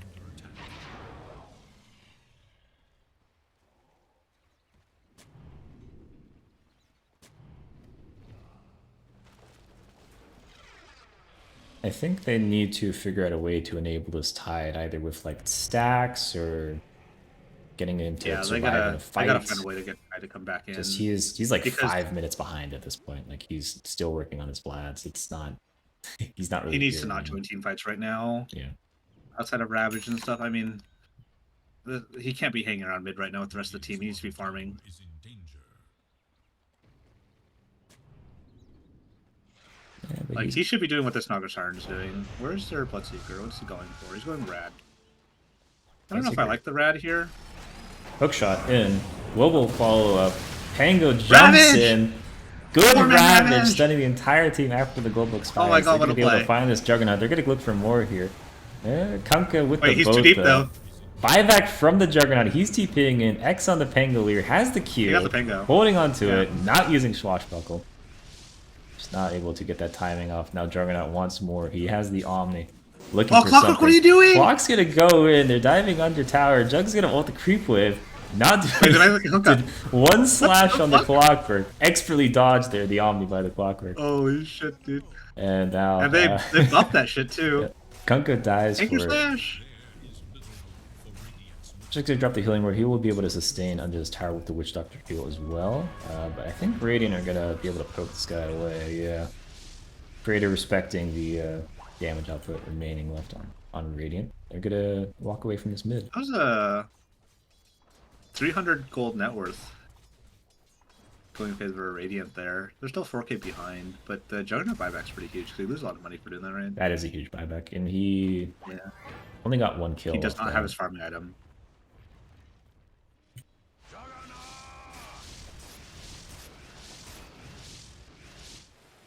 Pango has Diffu. Yeah, Bloodseeker that's- looks like he almost has Rad. Yeah, looking almost is subjective.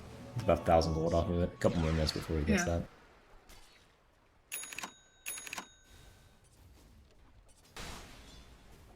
As a core player, 1,000 gold is not that much money. True, if you're able to free farm, you can usually get 500 GPM from his camps. Yeah. So it's a couple minutes before he gets that.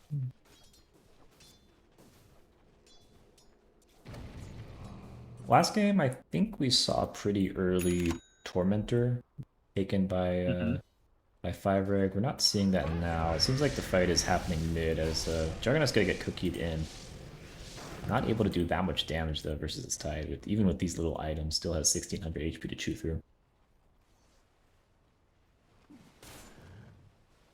Pango and Clock. Looking at a Kunkka here. Yeah, Naga we're- has Manta done. Yep, so if you're on Radiant, you're probably feeling under a bit of a time crunch with this Naga, once again in the game. And so she's just going to be passive farming the whole time. She's already top net worth and extending that. Yeah, and Bloodseeker with Radiant should be able to catch up a little bit, but not as fast as Naga can farm, right? They're going to want this tier 1 here. Fancy Pants needs to leave. He can activate his W for more damage resistance. It's gonna Ravage. Ravage! 4-man Ravage! Dies for it. Nice Global blood silence rate used. though. Zoning out the team. Oh, Juggernaut's dead. Getting silence. Goes down. Pango Witch now. Doctor? Finds a Witch Doctor out of Nice. position. Hook shot on the Kunkka. Isolating him. He's gonna drop all his spells on him. Snap trying to jump in to save the Kunkka, but that's not gonna work. I don't think they have any more catch for the snap. Oh, that That's could have a- dove the tower there. Yeah. This reminds me of the mid-tier 2 fight from last game where they went on the Night Stalker, threw a bunch of spells on the Night Stalker. Yeah. And just And it turned. Night Stalker's team was able to turn that. They were able to get the tide, were able to get the Ravage, but Because remember, this is their time. This is Radiant's time to fight, right? Because Naga is farming. It's a 4 protect 1 right now. yeah. Seems like Radiant are more keen on de-warding after that. They need to kill the fight. Naga Siren. Tower is in danger. It's gonna be hard though because she's under her tier 1 tower, just top farming. Like they really should be have the- trying to take this tower if they want to do that. Do they have the tools to kill her? Not really. They do. They got Rupture, they got Blood Right. You can cancel her TPs. You can just chip her down. Oh, this is a fight here, huh? Radiant looking to take this mid They're tier gonna 1. cast Witch Doctor? No? Okay. Both teams kind of respecting each other. Top lane Tides could be working on these illusions, maybe right-clicking this tower. As Dire have just been insistent on pushing this mid-tier 1. Trying to bring it I haven't down. gotten it yet. Yeah, trying to crack this map open. Yeah, but the Bloodseeker can kind of just push this shit, right? Yeah, Blood Raid is just He has such a a hard Radiant spell stun. to go into. Well, they're gonna try it. Bloodseeker What do you... ruptures the Jug. Jug Blade That- Furies. Yeah, you're just gonna walk into this Juggernaut and go down. Yeah, just walking into That the was not the play. Kunkka, the Kunkka Unfortunate. spells there. A little Jug's not the unfortunate. person you want to rupture anyways, right? Because he could just spin TP. I Yeah, guess they have but- the clock. I mean, he too. is probably the scariest hero in this fight specifically. Like, I don't think you really want to rupture the Kunkka because the run buff is just gonna make it really hard to kill him. Like, Jug has like HP you can actually get through, only 1100 versus the almost 2000 on Kunkka. Also don't approve of a Bloodseeker hanging out mid as a carry player. Yeah, I mean, there's just two heroes there. It was the Bloodseeker and the Clockwork. Like, there were no Yeah. other allies there. He needs So to be taking advantage it of was the just a map and pushing 2v4 stuff. straight up. Anyway, smoke play from Dire. They're going to be invading Radiant's Triangle. Might find a Silencer here if they're not careful. Yep. Silencer's going to find the Juggernaut. Maybe Oh, Juggernaut's Force gonna Staff? find him. Nice Force Staff, though. He probably just bought that. Oh, Oh, they're going to commit the bring- Mortimers. Able to Wow. able to bring him down. Oh, he's doing some Oh. good dodge in there. Has the Glimmer. He's fine. No. Does not get Glizzy Glob to death. So Mortimer's down. Tower is under attack. Good time to Both- turn here, actually. Yeah, boat's still down. But Radiant are just kind of acting. Bloodseeker has no TP. What is going on here? Yeah, Radiant's kind of acting a little bit oblivious here, not realizing that Dire are right behind him in their triangle. Brother. Committing for this tower. Tower. Global comes out. They could just probably Ravage TP up, off ravage of this. up, ravage Nice up. Ravage. Is there any follow-up? Ravage! Oh, there's a follow-up. Of course there's follow-up. There's a Pangolier. Yeah, I mean, Dummy Slash is doing a lot of damage here. Juggernaut's very low. Pengo Yeah, needs but the to DD hold on his the Juggernaut Q. is rough, Oh, he dude. didn't get the Juggernaut with the full swashbuckle. Jug's gonna be able to run away there. Drops the healing ward. We're gonna out. get the... Kind of a We're split gonna up snap, fight maybe. here as Pengu's gonna dive this Jug and Snapfire under tower. They're gonna man Oh! each other. He's gonna be able Nice to get the double play. kill. Meanwhile, down here, Let's go. southern part of the team fight, Kunkka does a massive Tidebringer, bringing down that Silencer, but he's so low. Seen by the He's thirst. Bloodseeker. Yeah, Clock just Yep, needs a hook okay. shot, and this is enough. Oh, gets him with the cog, styles on him with the level 1 power cog. Doesn't commit the He hook gets torrented shot. for it. Oh, man. This is a fun game to watch. Scrappy. Very scrappy. Middle tower is under attack. These Ravages are actually hitting a lot of people, and they're able to follow up with the damage, right, with the Global Silence and the Yep. Pangolier ulti. And that's 2 fights with the Ravage after the global, so good what do you call it? Synergy, with combination, one after the other. Yeah. Just massive disabled. Bloodseeker working on that S and Y, that'll give him a bit of durability in fights. I feel like you want something to deal with the Omni Slash, or maybe you just hope to explode the Juggernaut before he is able to get the Omni Slash off. Because S and Y does not really help you against that spell.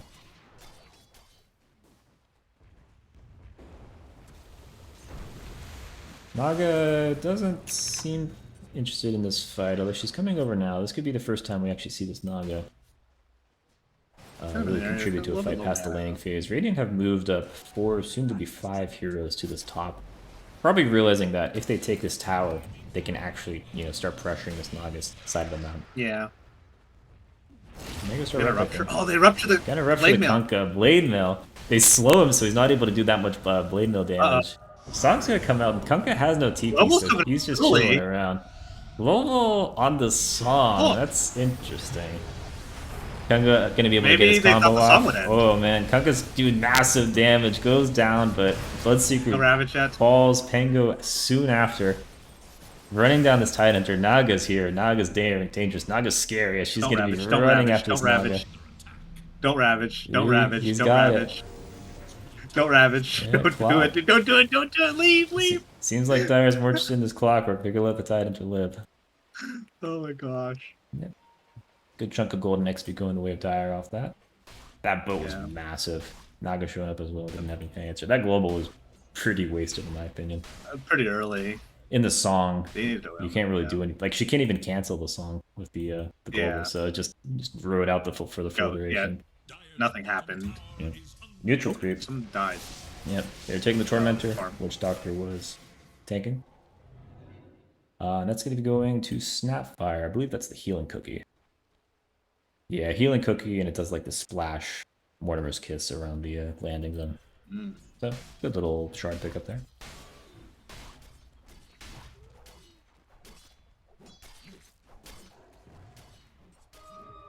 So Radiant has the better team fight. They have the better tools to win team fights. The answer is really like, are they able to kill the Jug during the Sable? Are they able to kill the Kunkka before he's able to get his combos off? So I feel like they Are really they able need to kill like, any of the cores, really, yeah, right? Can they are kill they Kunkka, the Jug, the Naga? yeah, are they able to like burst these heroes down during their massive disables? Oh, they gotta Ooh, go. nice back range hook shot on that Snapfire. She's gonna be a little cookie out of there, but really low. They're gonna get her. Yeah, they're gonna be chasing her down. There's no TVs coming in. It's gonna be a free kill. I imagine this is tower. gonna be tower. No song. Song's actually in 10. Omni's in 10. They could come up here and die if they wanted to, And but African doesn't really want to play there anyways, because they already took the Torm, right? So there's nothing up here for them to look at. yeah. The big benefit of that tower is just providing that control for this top lane for the that's farm. She's gonna have to like go back and farm a little bit safer now with that gone. I think she's just gonna farm the opposite side of the map, honestly.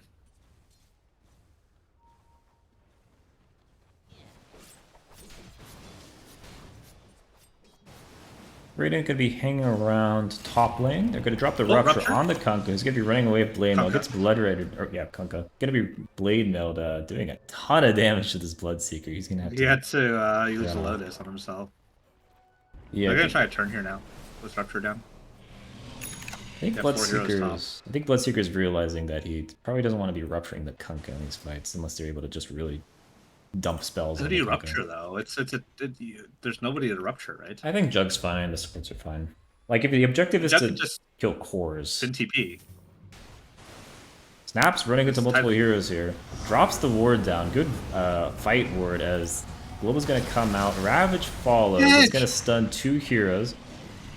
Witch Doctor, good. Try and focus the Witch Doctor down. Kunkka getting disabled for the time being. Unable to get spells up. The Mortimer's Kisses coming in, killing the Silencer and the Tide. Juggernaut's here. No mana for his spells, though. You got the Omni off. Pango getting solo in the Kisses. The hook! Gonna go down. Nice hook trying to stop this Juggernaut. Juggernaut got each mana from something. Maybe a Lotus, but they're going to run after this Clockwork. He's the last remaining hero on Radiant here. My wife. And the Cookie's going to be able to get that kill. Too damn late. 11k net worth late at 27 minutes now. Yeah, that was a 4k gold swing, 7k XP swing. Ton of damage coming out from that Kunkka snap. Basically, the whole Dire team contributed to that fight. Bloodseeker really the only one doing any kind of damage. The formula for Radiant is they have to blow up like a core on the side of Fiver Guy. That's the game I think it's plan. too late. I think it's too late. No, I think they still have the tools. If they're able to, like Global plus Ravage is a lot of long time disable. Like, they just need to get a Pango on top of one of these heroes with the Bloodseeker. I don't know if they'll be able to kill a Heart Naga Siren at this point.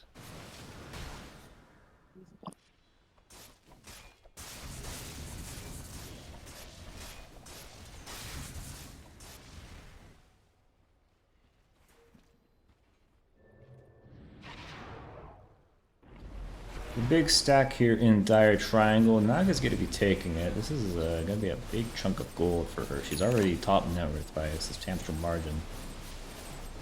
And this is going to get compounded on. Yeah, looking at her item, she's working on that heart. Very similar. I think that's identical build to last game, actually. Yeah. I mean, is there really variety in Naga Siren core builds?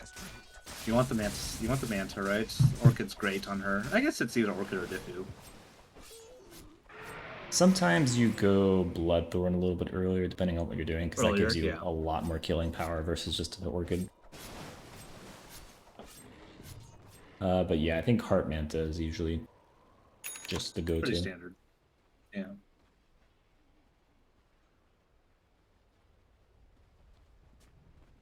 Tide working on that shard. That's gonna give them more disable, but I feel like what they really lack right now is damage. Mm-hmm. Like I kind of want to see like they have radiance already? Yeah, they have radiance. I probably want to see like damage items on this Tide Hunter. Try and do a little bit more in fights before he goes down.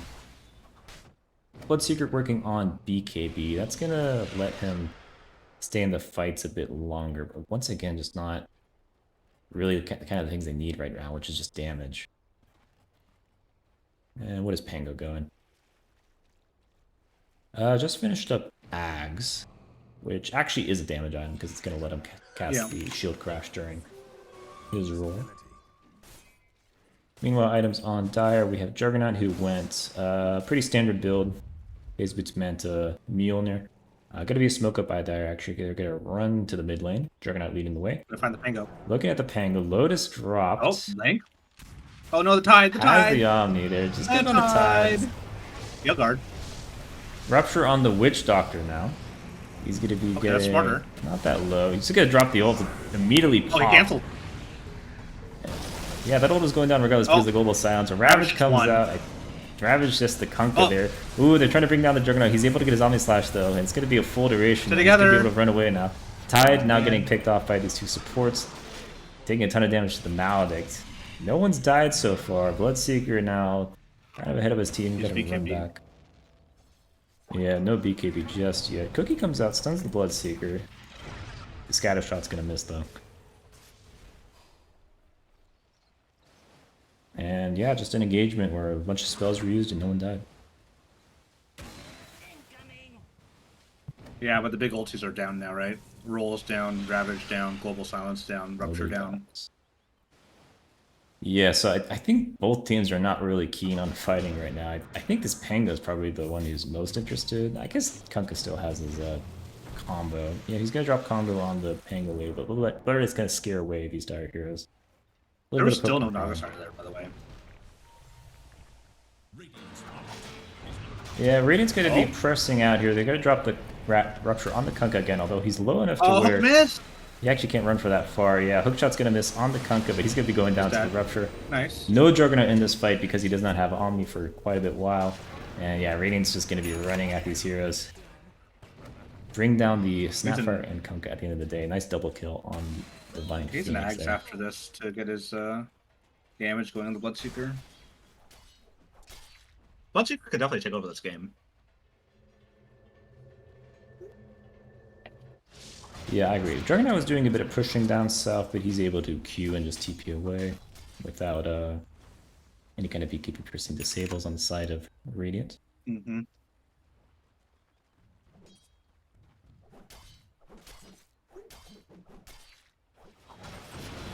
Naga, do they have a answer for the Naga once she gets They'll be the this Bloodseeker butterfly? once he gets Ags. Oh, with Butterfly, that'll be rough. Yeah, Bloodseeker going Ags, but he's gonna need a MKB, I feel, to really be able to damage this Naga once she finishes that Butterfly, which is gonna be pretty soon. Clock is gonna take an illusion right in front of the Juggernaut. Juggernaut's just gonna walk away from that.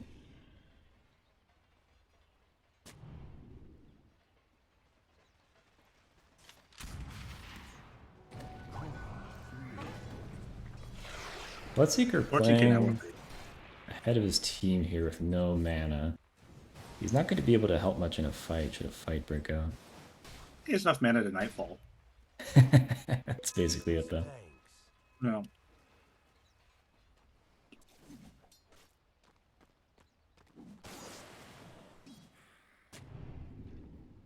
I think Dire are pretty content to just let this Naga farm up Butterfly and then do something. I don't think they're going to wait for another item after that. I mean, she's 150 gold from Butterfly. They have to wait for it. Yeah, right? just wait for that. I think it's just like BKB, or maybe finish off the Bloodthorn. Or, I think it's just she's going to finish off the Bloodthorn. yeah, we're going to have a Smoke by Radiant. I've got my voices going for some reason. Smoke by Radiant, they're going to find the supports on Dire. They're going to leash up the Witch Doctor who gets a switcheroo off. Kind of split target prioritization. Yeah, Ravage is committed on just the Witch Doctor. Juggernaut running away here. No detection. Snap is the only hero to go down so far. Boat comes out on nothing. A really scuffed fight here. Dropping the X on the Tide Hunter to try to bring him down.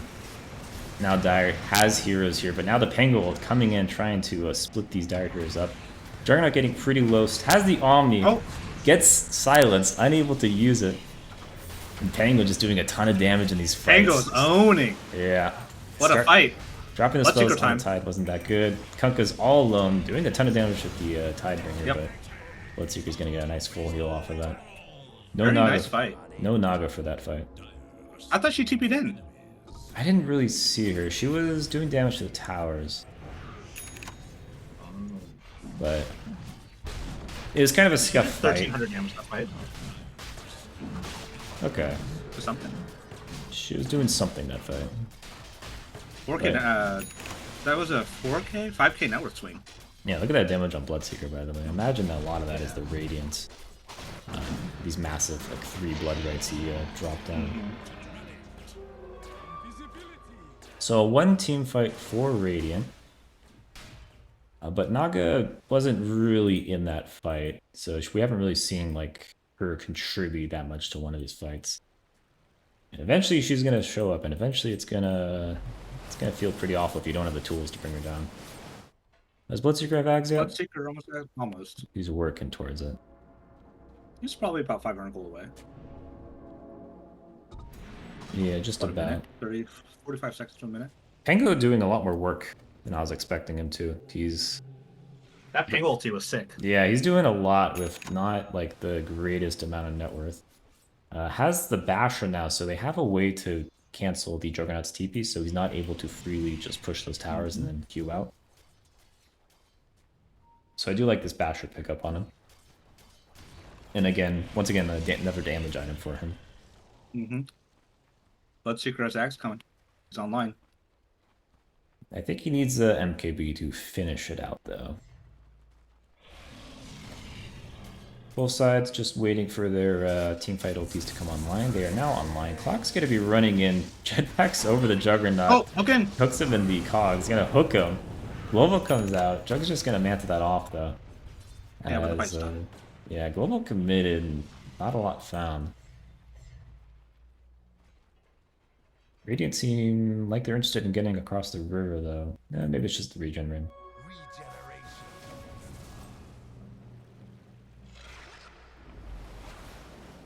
Global's down though, so Dar's gonna want to go. Yeah, Dire now with Naga are just gonna start pressing forward, looking for a pick off. I think Radiant flew this out though, and they're gonna be retreating back to their base. Yeah, it looks like they had a mid ward to try and scout that out. In the mid lane, we have an X on the Pango who has the shard, so able to BKB off that X, not get pulled back. And gonna be a broken engagement this time. Juggernaut's gonna start hitting the tower. They're gonna drop the Rupture on, doing a ton of damage. This guy does not have a lot of HP. He's just gonna get bursted. Didn't have spin. No buyback, and now Pango with the ulti coming Oh, in. the BKB! BKB effect. Kunkka tries to get out of there, bashes, Bash! styles him, doesn't stun with the ult, just gets the bash. He's gonna go down, gets the boat off, but no one in danger Very of dying nice. here. Nice BKB by the Bloodseeker. Yeah, that was a... he was able to contribute to that fight through the song. Mm-hmm. But yeah, it was kind of insane seeing the Juggernaut just go high ground like that with only 1800 HP. Like, that Rupture did so much burst damage to him. Oh, missed just a missed the shot hook. on the Snapfire. That would have been pretty disastrous because there's no buybacks on these Dire heroes. Mm-hmm. If that evolved into a fight. Here, I'm gonna kill a timer in the other room. You cast for a second. I can't cast. I'm just gonna man cast this shit. What's happening? I feel like one of those TikTok videos where he says, "Watch me," and then I'm just sitting there doing nothing, eating my pizza. There's so much pressure on me now. Pango's TPing out. Why is he TPing out? There's a lot. There's some farm bottom, I guess. Apologies for that. We're back. Yeah. Ooh, Oh, you're that's- back. Okay. That is Cool. a huge wave. Dude, you top. put a lot of pressure on me, man. I couldn't handle that.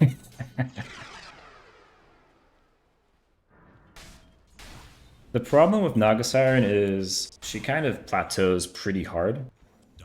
She gets her 6 slots and then she's not really a hero, or she doesn't get any stronger after that. So she really has like a 35, 40 minute timing in most games. I mean, A lot of she- heroes just counter her.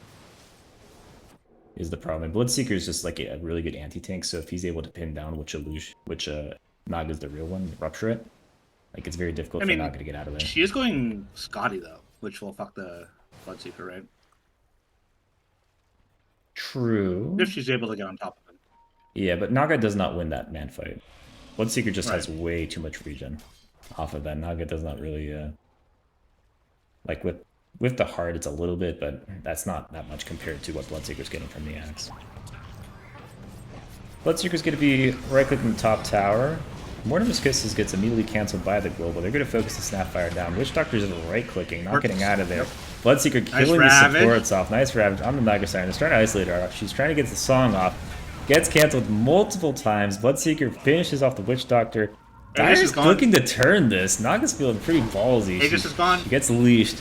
It's going to be showing which one's the real one. Bloodseeker's just running away though, full HP. I think she wants to turn around and start right-clicking with his Q. Naga just in the middle of a fight. Tidehunter goes down. Naga's dead. They're going to bring the Naga down. Interesting positioning by the Bloodseeker. Kunkka now, BKB ending. Penguin's just going to be right-clicking them down. Block on the side, getting so low. Oh. Able to get force staffed away from the Juggernaut, not going down. Juggernaut now chasing the Penguin. These heroes are solo. Juggernaut trying to find something, anything. A Bloodseeker, the big scary Bloodseeker, just chasing him down. Gets that kill just as Kunkka left. So little mana on him. This is Bloodseeker's time to shine. It's going to be difficult for this guy to run away. Divine Phoenix going to finish off X2. And wow. Yeah, that just goes to show Bloodseeker just does not care about Naga late game. Bloodseeker, 11,000 damage in that fight. That's more than the rest of his team combined. Not MKB.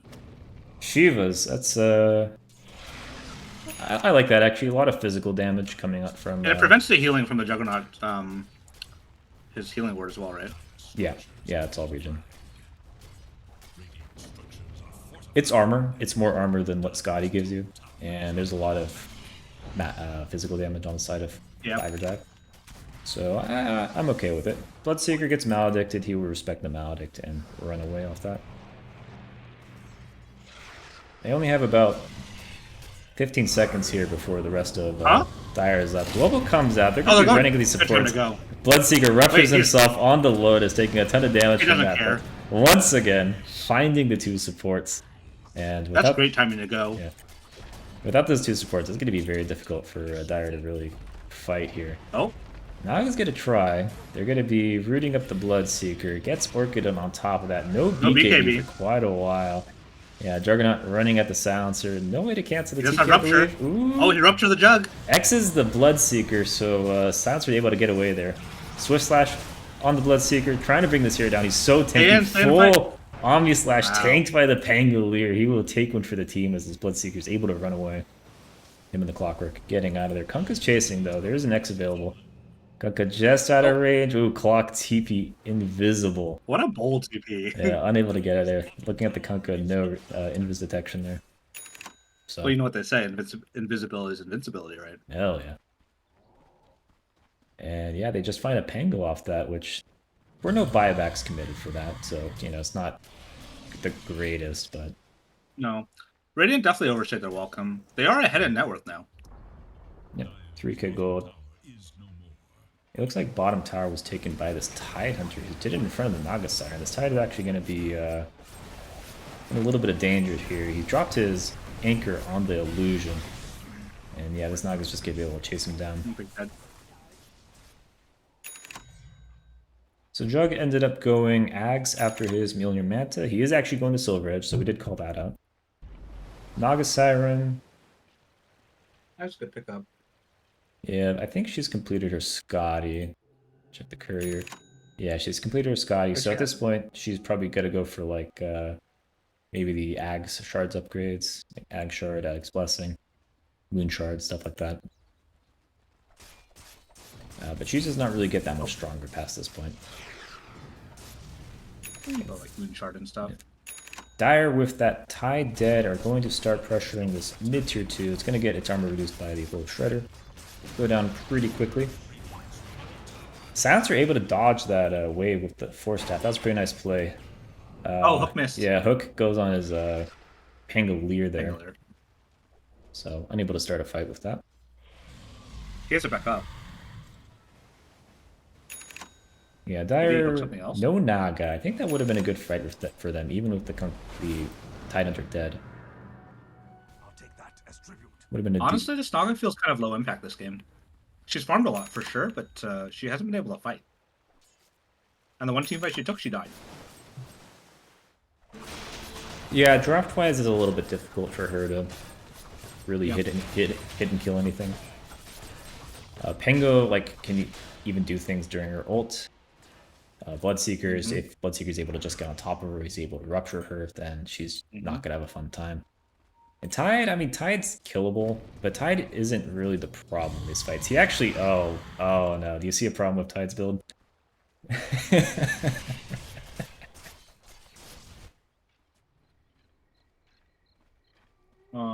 You see the problem? Yes, he doesn't have mana. He doesn't have mana. It's 1,000 mana to double Ravage, and even with the wand, he does not have 1,000 mana. Huh. So he needs Maybe he's relying on the mana regen, dude. Yeah, he's Wait, has Silencer quite a has bit of mana boost, you know? regen. As long as Silencer holds the mana boost, he'll be fine. He has to not cast any other spells is the thing. It's gonna Oh, be hard. Ravage? I guess Is it a Smith Ravage bottom. here? Find a Snapfire. Snap's gonna dodge out of there. Nagasarn Oh, gets he ruptured. got the Naga. Yeah, but Global Silence coming out now. Bloodseekers double rupture. He should be focusing on Naga here, going instead on the Kunkka. Oh, double. He refreshed. Oh, He got has the Ravage stick. again. He's He got Ravage. double He got Ravage. Ravage. Let's Brings go. them down. All these heroes out there are solo. They're all dying to just the massive team Oh, I fight. got the Naga song. gets the song up and burning to the Bloodseeker. Wait, we The struck your Radiant's state. doing so We much struck your damage. state. We struck your state. Let's stop her! TP just Oh, a no. little bit too long. Disaster. Oh, they're He could have left. I think it's Juggernaut now. I don't think they have detection for him. That was pretty thrilling there. Double Global Silence. Double Ravage. And you know what? He had the mana to get the double Ravage. Just barely, but he had it. he had to wait on the regen. God, yeah, with the Ravage and the Global Silence, it is just so hard to fight into this team. You just can't do anything for like 15 seconds. Waiting for these spells to end. We have Why did you just ult Bloodseeker him? running at the You Juggernaut. should have just ultied him. Juggernaut had ulti. He could have, yeah. There's no creeps there. Yeah. Bloodseeker does have 45 armor, so it's a little bit difficult to bring him down. I don't think Chuck really has the damage to kill him. He's slotted now. The Bloodseeker? Yeah, he needs a shard for the Yeah. HP. Just needs a shard, that will give him up much more tankiness in the field. Bloodseeker that's just gonna walking up, spin. killing that healing move. Wait, he's gonna die. Jug is gonna be no spin though. Oh, nope. Invincibility. Yeah. Radiant now pressuring the Styre base. Trying to Jug's keep finally this going going. Silver Edge. Bit late. Yeah, he started working out a little while ago. I really hope we're not here for an 80-minute game, dude. Surely. I feel like Radiant have the tools to win. They just have to wait on their refreshers. That means yeah. they really should not be starting fights for another 70 seconds. They're gonna Oh. drop a rupture on the Speaking Kunkka. of, Yeah.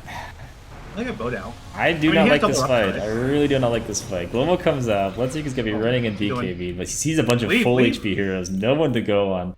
Yeah, no BK shit. BKB used. They got This, it back. this has to scare him. Yeah, they're gonna run away.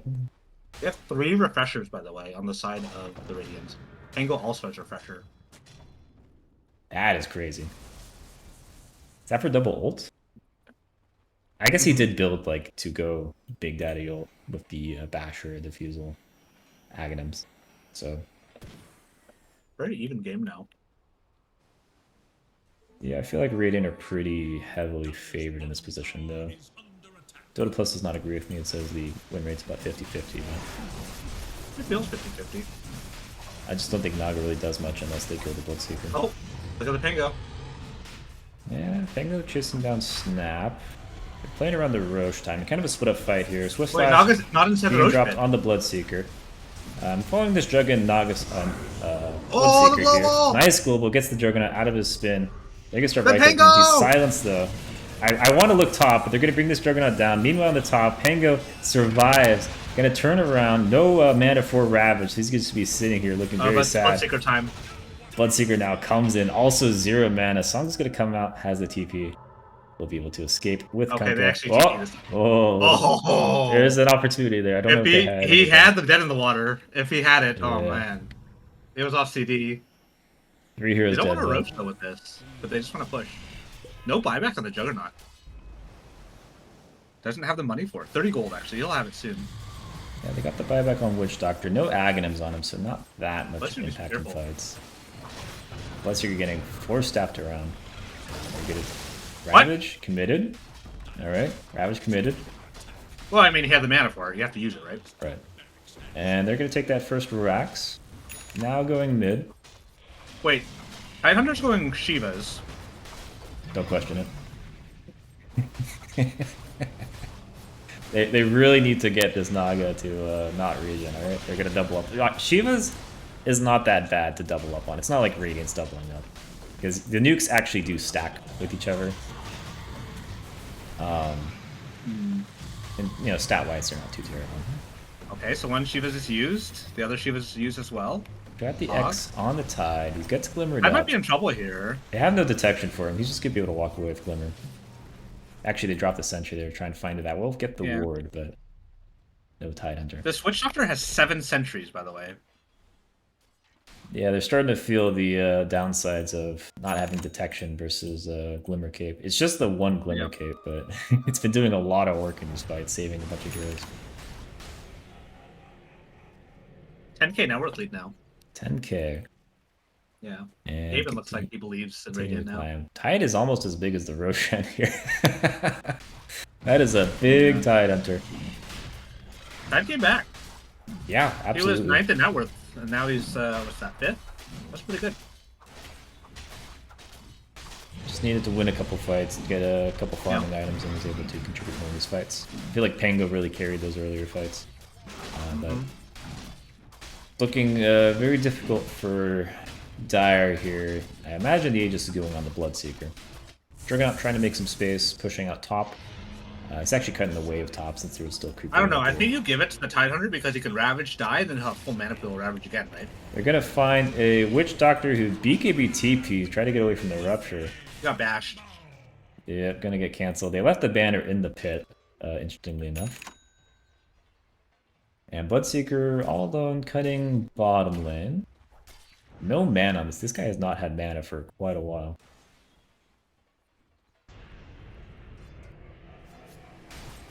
Looking at timings, Tidehunter has full combo, Silencer has full combo. They just need to get a little bit of mana on this Bloodseeker, and I think they are good to start fighting. Especially if I this told Witch his Doctor. wand. That is tragic. He has the regen to kind of sustain it though. Yeah, he does. Jug's gonna be hitting this top tower while this Radiant push is going on.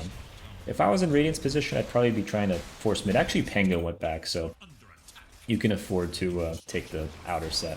I think Pango can deal with the Jug. Yeah, Jug is gonna be respecting that Pango. No, he's going back in. Is he?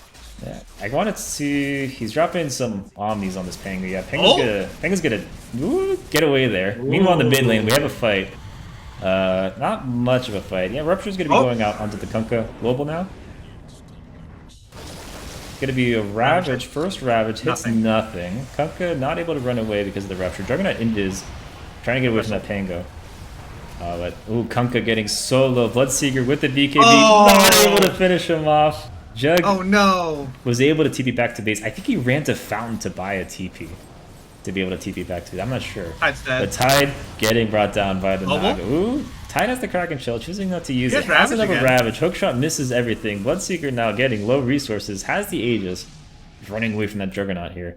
Now Silencer just left behind by his teammates. They see the Juggernaut. They're gonna Ravage! drop a Ravage. Solo Ravage. Oh, I no, think if they they have the spells for this, yeah, they're gonna drop Rupture to bring him down. Tidehunter's gonna Tide's fall dead, though. As compensation. Bloodseeker just trying to do something in these fights. He's just low Bloodseeker's mana, cooking. no HP. I think he wants to He's die at cooking. this point just to get his resources back. Yeah, they're gonna try and focus him down. Silencer getting orchided I don't up by think the they can kill him Naga. right now, can they? Naga's gonna try and bring the Silencer down. Pango's there to help his buddy out though. As they're trying to get the Bloodseeker. He's just being a real pain in the ass. They're running away. They can Yeah. get him. Silencer did get away.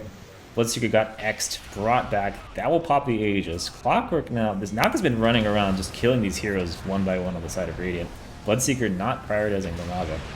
Pango now just trying to disrupt the team fight as best he can with the ult. Rupture on the Witch Doctor, trying to bring him down.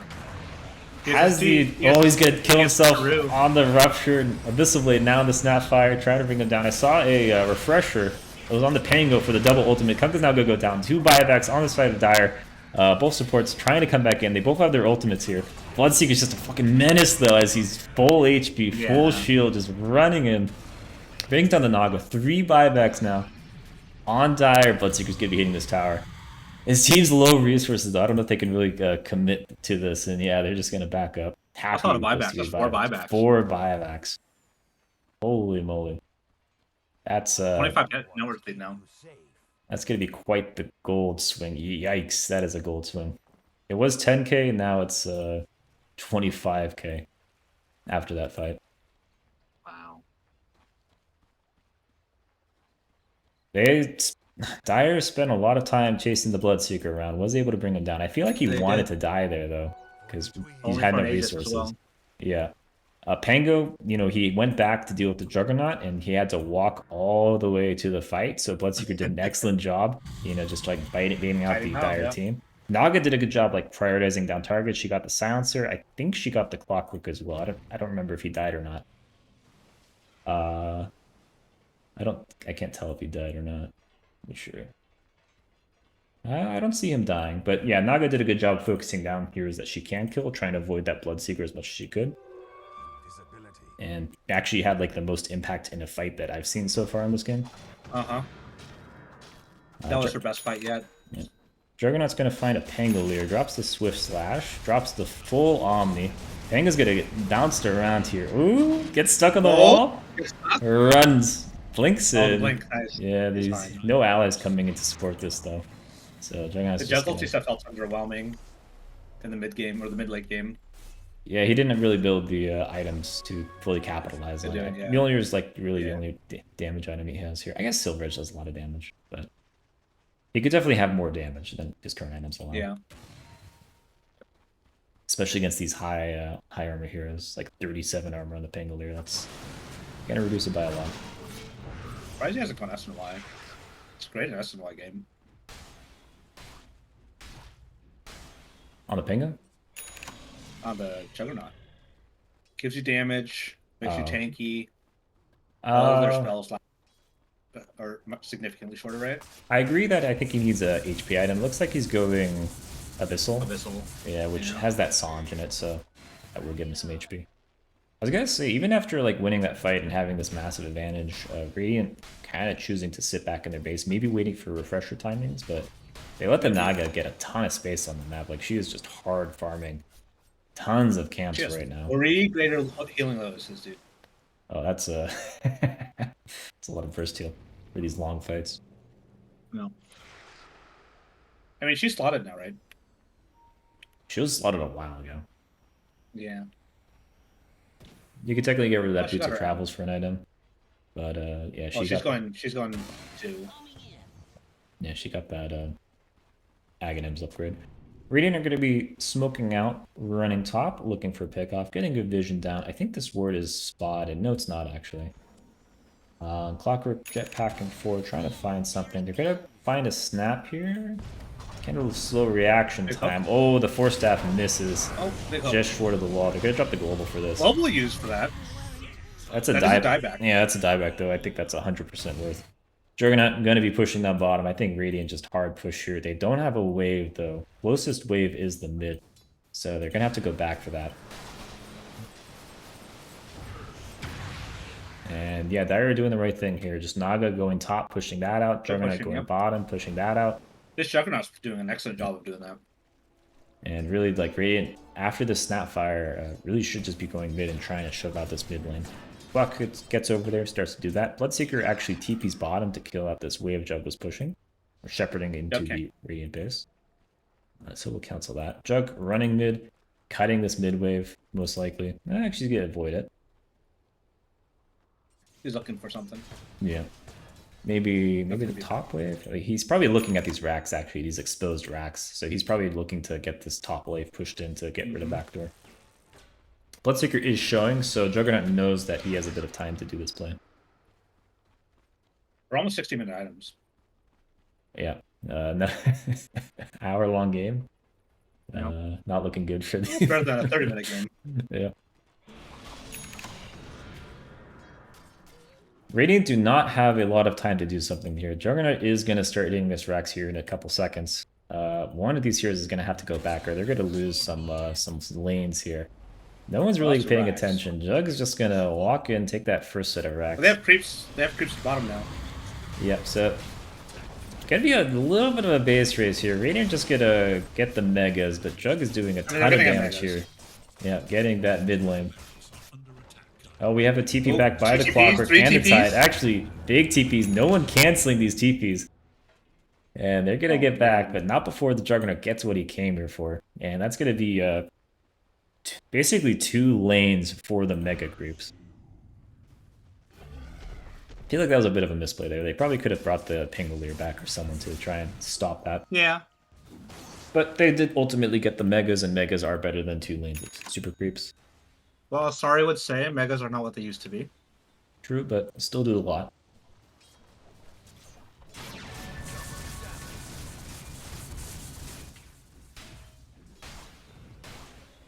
Tide working It will make on... the split push for the Juggernaut a lot harder now. Yeah. Naga illusions don't fare the greatest against mega creeps. Riptide doesn't do that much damage. I guess we'll be able to see it here shortly when this illusion starts hitting him. Or maybe not. Tide's gonna catch these illusions.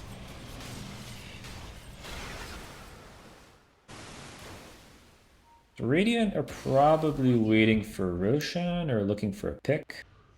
Because I feel like they should have been more aggressive with these 4 heroes buying back in the last fight. Yeah, their timers are coming down, right? Naga's buyback already. Jug is buyback. On buyback timers. Yeah, it's probably more important to look at buyback timers at this stage of the game. Yeah. All of Radiant's heroes have buyback. Mm-hmm. Just Jug with his buyback on the side of Dire. Naga, it's on a cooldown for a minute. Okay. So if they can hold on a minute here, I think the fight will look okay. We have any tier 5s coming up? I have hook shot on the snap. Just missed it. Able to cookie up to the high ground this time. Juggernaut working towards Butterfly. I don't know. I guess he's going to go. Ah, there we go. So there's 1 tier 5. Minotaur Horn on the Naga Siren. Magic Lamp on the Snap. Yeah, if you click on the scoreboard. Yeah. So it's just the Stygian and 2 books of dead so far. The Minotaur Horn on the Naga Siren. Free BKB. Oh, right. And on a Kunkka as well. I was thinking those were... I was thinking last couple patches where those are not tier 5 items. Book of the Dead on the Pango. Tidehunter has a Pyrrhic Cloak, but he's about to swap that out for something else. They got drop global. Oh, he meant to dodge the hook shot. Double global being committed to bring this Juggernaut down. They finally get a sentry down to able to see this guy. He has buy now, though. He's the they only... waited long. Yeah, he was the only one with buyback, but at this point the buyback timers have expired. So he's gonna have buyback for this next fight. No double global. It's it's gonna be a little dangerous here. Double global for that is crazy. Yeah. They did get him though. That was a 2,000 gold swing. Although at this point the gold is starting to matter less and less. Bloodseeker just sitting on 8,500 gold, unable to spend it on anything. Could be start buying moon shards for his team actually. Tide is looking to get Arcane Blink as Radiant start to push in. Naga will front line. Has the Lotus on her. A little bit difficult to go on here. Oh my goodness! Dies in like 2 seconds to the Bloodthorn. We have a full Omni Slash committed on the Bloodseeker. Swift Slash trying to bring him down. He's able to run away. X now on the Silencer. Caught out of position. It's not as good to bring him down. No global. No global as these fights are pretty despaired. Yeah, Pango now getting low. He has the ult. Gets stunned. Channels it. Yep, gonna bring it up. With these high HP heroes, I don't know how much damage this ultimate's gonna do. Yeah, he's just gonna TP out of there. TP So, out. trying to Okay. fight without the globals. Tide just getting Is that a buy? exploded. Jug Buyback dive, on the buyback Juggernaut. there. Okay, that's the saving grace. Wow. It was pretty disaster, but that buyback on Jug is pretty huge. Going high ground there with global silence down is nutso. Yep. Yeah, but I mean, you have these team fight ultis for like the past 5 minutes. You don't use them, and then you use them, and then you go high ground immediately. That's insane when everybody's up.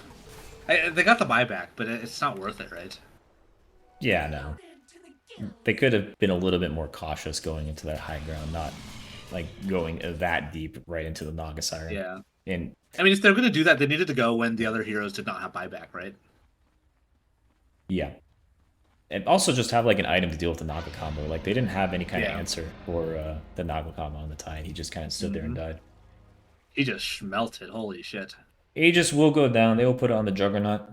At this stage of the game, Aegis is not super important. What's more important is like the shards and the cheeses. Well, it's important because he doesn't have buyback, right? So he can play the way. Oh, that is a good point, actually. Yeah, so you can play a little bit, tiny bit more aggressively because of this Aegis. It's still very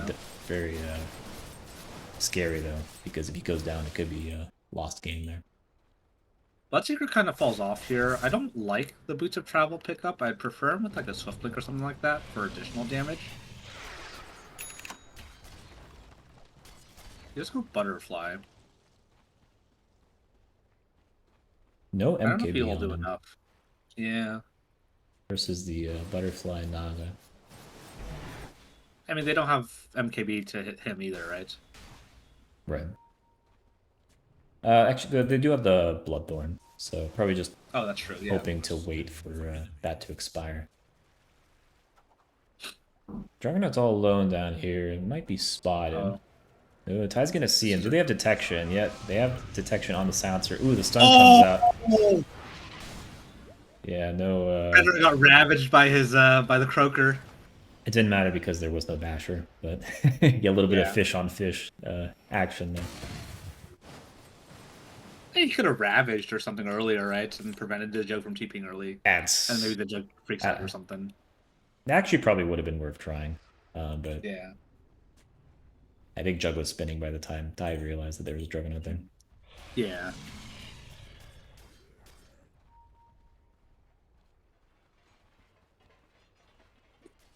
Well, What do you even talk about in a 66-minute game? Starting to run I out don't of know. things. We're in the ultra late game, so the teams have basically fully fleshed out these heroes as strong as they're going to I think be. I think I figured out why the intermission was so long is because they wanted to emulate this game Yeah. from game 1, but it was only 30 minutes, so they had to make it like an hour long, right? As a reminder, last series was 5 hours and 4 minutes for, I believe it was 5 reg. It could have been Lemur though. One of these teams did 5 hours, 5 minutes. I can't cast for 5 hours, dude. I have to scout for my game tomorrow. You can feel free to hop off. I'm in it for the long haul though. Man, oh man. Juggernaut's going to be continuing to push in these side lanes, try and buy some space off of these mega creeps. And teams are just kind of chilling. I'm starting to get a little worried here that the game might start to get a little long. Both teams have Well, full the network buybacks. feed went from 25k down to 13k now. Yeah, it's swinging the other way. I think that's going to happen naturally, though, with Mega Creeps, because if you're on Radiant, you're not really hitting waves anymore, because the Mega that's Creeps true. kill them. So Yeah. it's kind of a hidden benefit of getting Mega Creeped is the enemy just doesn't farm those effectively. But bottom lane, Juggernaut's going to full Omni the Bloodseeker, not jumping to any of those creeps. That's so unlucky. He's just Naga going to TP'd in. Naga TP's in. Has the song, needs to use it now. Gets stunned, gets Abyssal, they have the global, rupture her. I mean, she has buyback here, but this is going to be disastrous if she goes down. She goes down, has the buyback. Bloodseeker now, BKB is trying to find this Juggernaut. He's going to be able to Abyssal him up, getting super low, Oh, ruptures Jug got him. bashed. That's Aegis. He's Gets dead. bashed, yep. This is game. No Blade Fury. Maybe not game. Oh, They they got the global for that again. He's going to be diebacked, and they know he's diebacked. Oh, my gosh. man, that's a couple of bad heroes to lose there. Naga get it instantly. Buyback. Bots would travel too into the Bloodseeker as he was running away. She It was waited so so despair. long to song. Dude. She didn't realize. Oh my gosh. She did not realize. Radiant, begin pushing. That was Bloodseeker. 11k net worth swing. Dude, I swear, I've seen this Bloodseeker run into the base with no mana like 5 times this game. Okay, they don't have double global again. Hookshot, misses. Naga, Uh-oh. right click the Bloodseeker. She's respecting it though. He's He a has shield, the though. Minotaur horn to purge Tango that roll used. off. Tango roll used. I think he started hitting the base here. No Juggernaut. Boat's gonna come out. Hits nothing. Mortimer's Kisses is actually doing a lot of damage here. Bringing the silencer pretty low. Tied in the back, ravaging. Double ravaging ravage. now. Has the Shiva's not using it Oh! so far. Pango trying to Naga, do the work on this Naga. Naga Siren. But Kunkka now BKB ruptured leash, just man moding it through the whole thing. Tide getting Tide's low. dead. Tide's gonna go down. Has the buyback. She's gonna have to use it for the time being. Nice cogs though. Gets the Bloodseeker. Snapfire and she's gonna force step out of there. Bloodseeker's kill the doing Bloodseeker? work on this Witch I Doctor. don't Bring think him they down can. and Naga. This is Oh, game. she dies. That's game right there. Oh, she gets Oh, the song! She The song! gets the song! She gets out of there! That would have been game! Last second! You're the- peeking, by the way, on your microwave. Or on your Sorry. microwave, on your microphone. I'll try to calm down. The siege is continuing. Bloodseeker God, now. she's back. No Oh, mana. Bloodseeker! Gets so No. low. He's gonna go down. Wow, what a survival. Wow. Now that's impact. That was very close to being a loss there for Dire. Well, now this game's gonna last another 15 minutes. Yeah. They got the Naga buyback. No buybacks on Radiant. So Radiant just like get up without buying back and win another fight. How many more times can you do this, though, right? I feel like they've been losing teamfights left and right for the past 10 minutes. I Already. watched game 3 of the last series, and that thing was over 90 minutes, I think. And Oh, this happened a lot, where a team would win a team fight, and then push, and then they'd all die, and then the other team push, and then they'd all die, and it just went back and forth like half a dozen times. but they are going all mid right now. Naga, running down the mid lane, level 30 Naga, 8 Oh. slotted. Gonna find his Buyback Pangolier, Bloodseeker? buyback Bloodseeker. They're instantly gonna try and turn and run, but Bloodseeker just They gotta kill TP's in, Bloodseeker. try to bring the Snapfire down. Bloodseeker hitting creeps. The song comes out, wasting the Mortimer's Kisses. He's gonna cancel the Mortimer's Kisses. Bloodseeker was holding onto the Man, BKB takes the though. He's BKB, gonna though. just run out of there with the BKB. Wasted Mortimer's hook shot. Oh. Finds an illusion. Ravage now on the Naga Siren. Finds 3 actually. Penguin's still doing work in the back line. No one's died so far. Tide's gonna leash himself and the Tide's Kunkka. gonna die Tide here. doing so much, dying so quickly to the Naga Siren. He's getting low, trying to take through it. He will go down. Has the buyback, choosing not to use it. Blood Rate's gonna finish off the Witch Doctor. Juggernaut goes Oh, down now. Jug's by. That's a dieback on the Witch Doctor. Pango, Wait, Naga leash, TP'd out. rooted, Bloodseeker, right clicking, kills the snap. Kunkka dies in the back. Oh no, Naga TP'd out. Naga TP'd out. With full Bloodseeker. HP. I guess able to they kill gave the the fight rest up of for the team. lost. Look at that Live to fight damage. another day. Refresher coming out on Naga Siren now. What's she gonna do? Double Song? Double Bloodthorn? Double Bloodthorn would be pretty sick. No BKBs now. Oh, they have Minotaur Horn other than the Bloodseeker, though. It's gonna be very, yeah, she needs to combo this Bloodseeker. She needs to bait out the Minotaur Horn to bring him down. But 15 seconds on the BKB. He could literally just wait and then wait for Look at BKB and then banner. go in, and they can't bring him down. Yep. They're gonna walk in, buy back from the Jug, but that's the last one they have on the side of He has Dial. BKB up now. He has BKB. They're gonna need Oh, they to win mistimed just it. these heroes. They're gonna try and bring down the Silencer. He's just gonna force tap down Omni Slash on the Pango, brings him down, has buyback, uses Oh, no, it. the Jug buyback! Bloodseeker ruptures the Juggernaut. He goes invisible, but they have detection for him. They're gonna bring him down. Dieback now. They're just gonna take the It's base. Just the Naga and the Snap. Naga standing Oh, the around, Bloodthorn! trying The to bring down Bloodthorn! the The Bloodseeker. Bloodthorn! Bloodseeker was focusing coming down up. the Ancient. Never saw him coming out. What is the cooldown on this? Oh, she refreshed it. Got it. What do they do here? What do they do? He's low resources. Bloodright, Ravage, trying to do Ravage. anything to this Naga. I think they can just hit the base at this point. Globo comes out. It's over. It's over. Naga dies. Wow. That's gonna be your game too. I guess that's it. Lima underwhelming. Legion victory, 1-1 series. We're in it for game 3, baby. Oh my gosh, dude! Holy moly! What a climatic ending.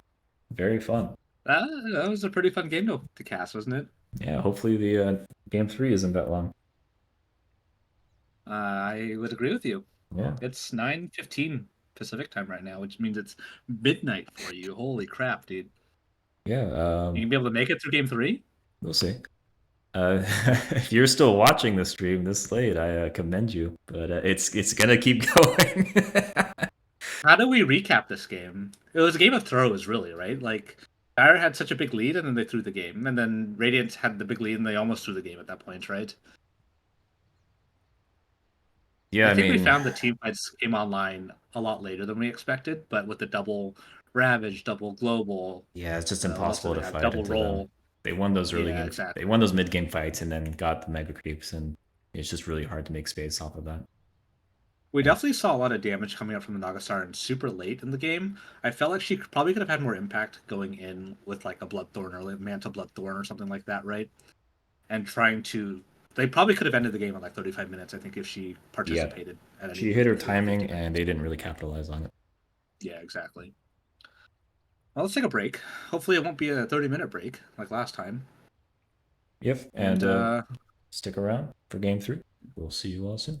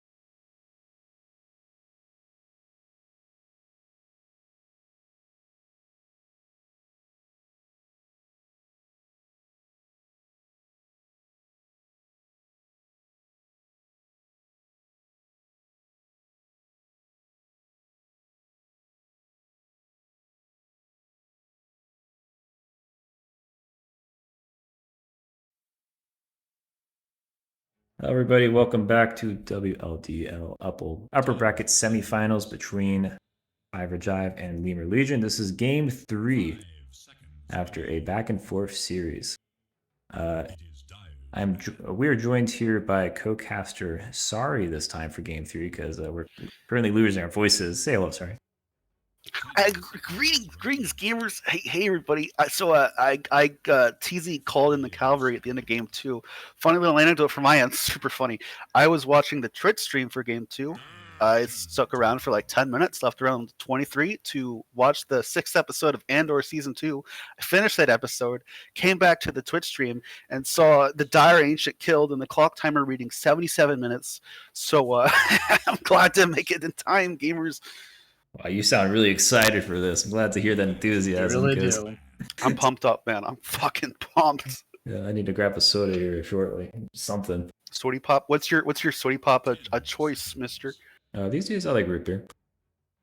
Oh, that's Ooh, classic. that's Man after my own heart. How about you, TZ? Are you a I'm fucking also sparkling water guy? Well, yes. That's not a hard no. Oof.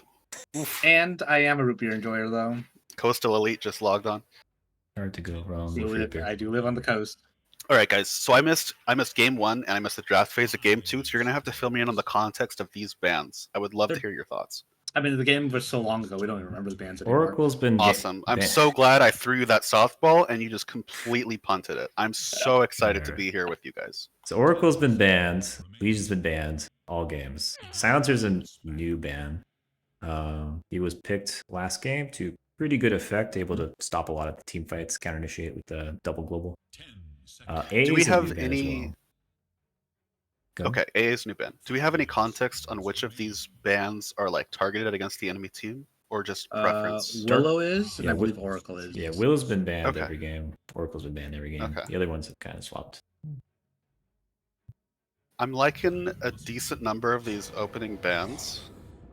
Ooh, Abaddon again? Abba's a very reasonable pick with AA out of the pool. It was first picked They can the first game counter- as well. Okay. Was it the same team? Yes. Yeah. Was it pause 3? Is the role locked it in, was we think? It was pause 4. Okay. No, plus 5 Abaddon. All right. Awesome. So nobody Was it knows. on the other team then?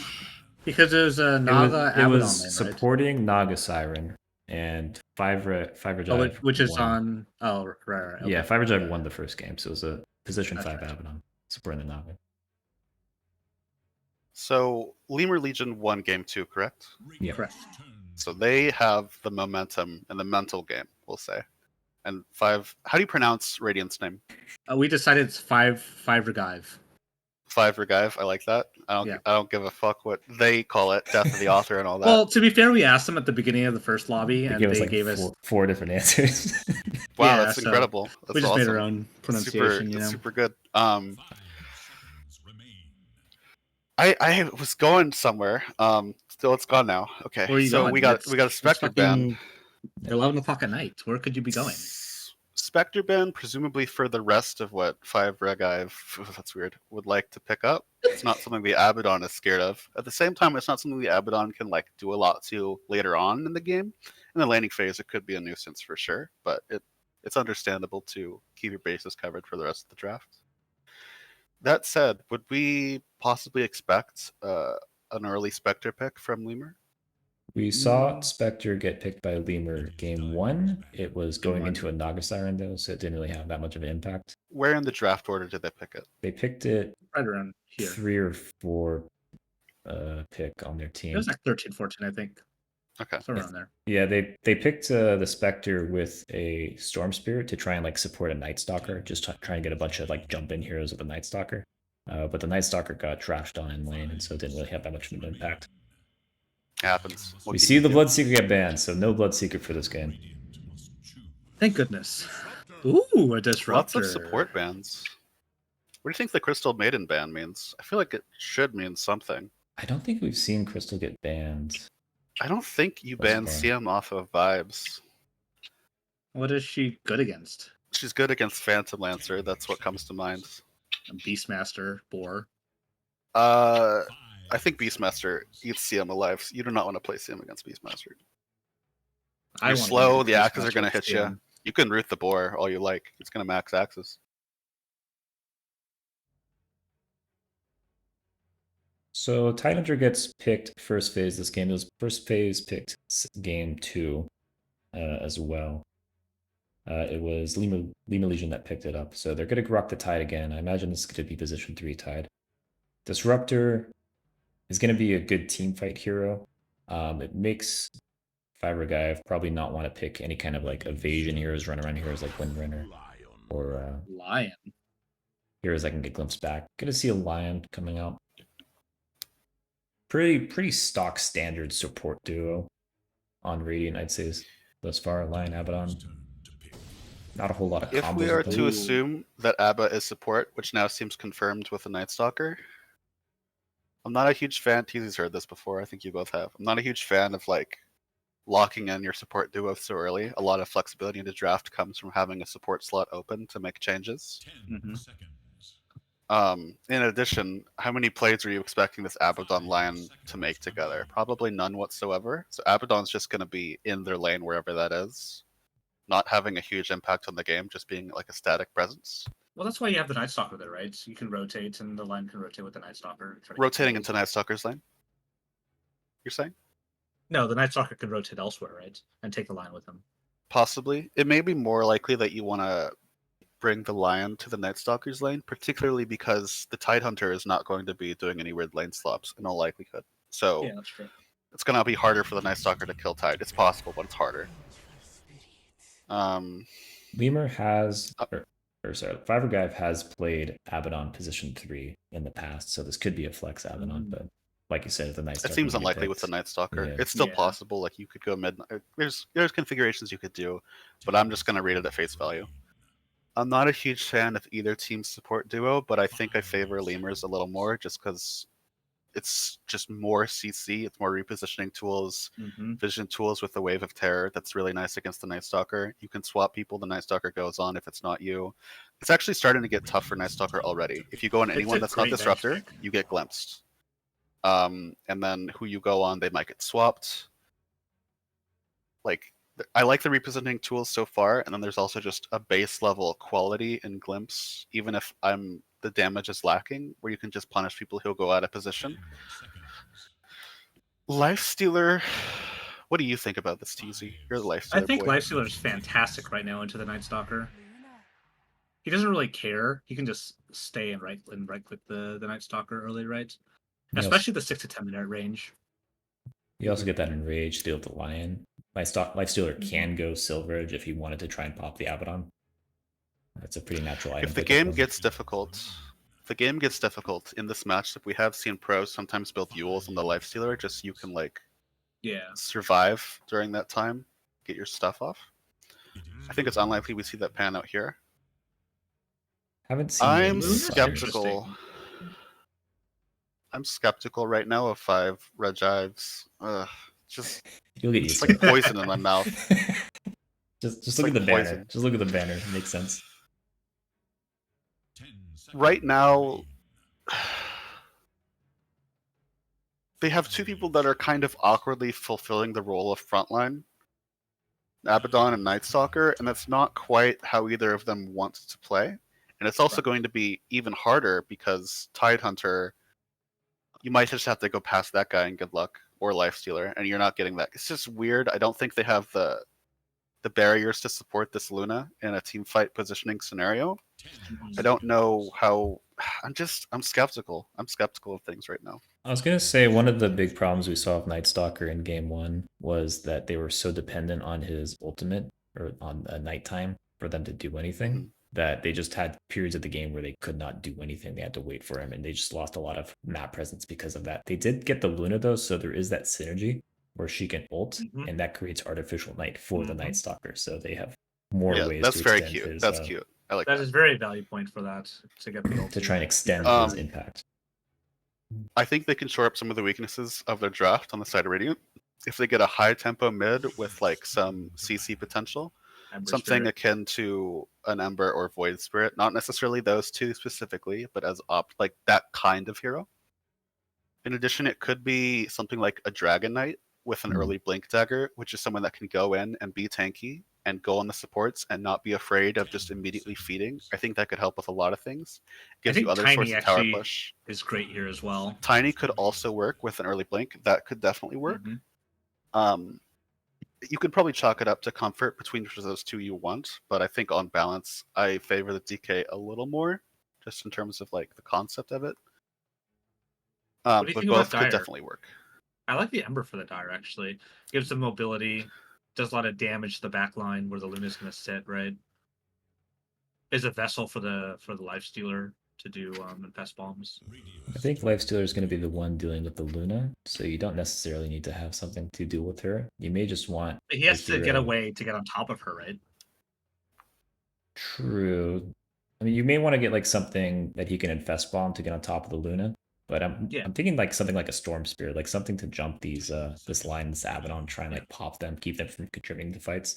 But anything with I think Storm mobility, would be great. yeah, I think anything with mobility for the infest bomb to get Lifestealer where he needs to be in the fight is really key.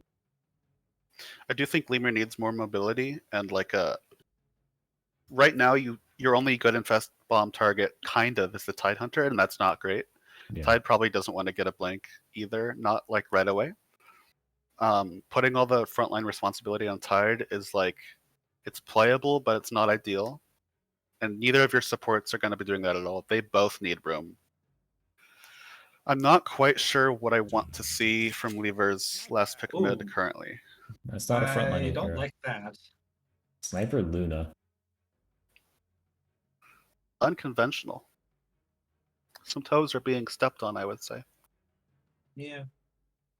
This Abaddon is gonna have And to that's- pull double duty trying to support these So heroes. 5, fuck it. Radiant. They got Earthspike, they got Void, and they got Lucent Beam. And that's their CC. And they have Assassinate Harass with Ags, right? Of Presuming course, he of does that. course. How could I forget? And then you have Slow for the Abaddon, right? If he's able to get on top of you.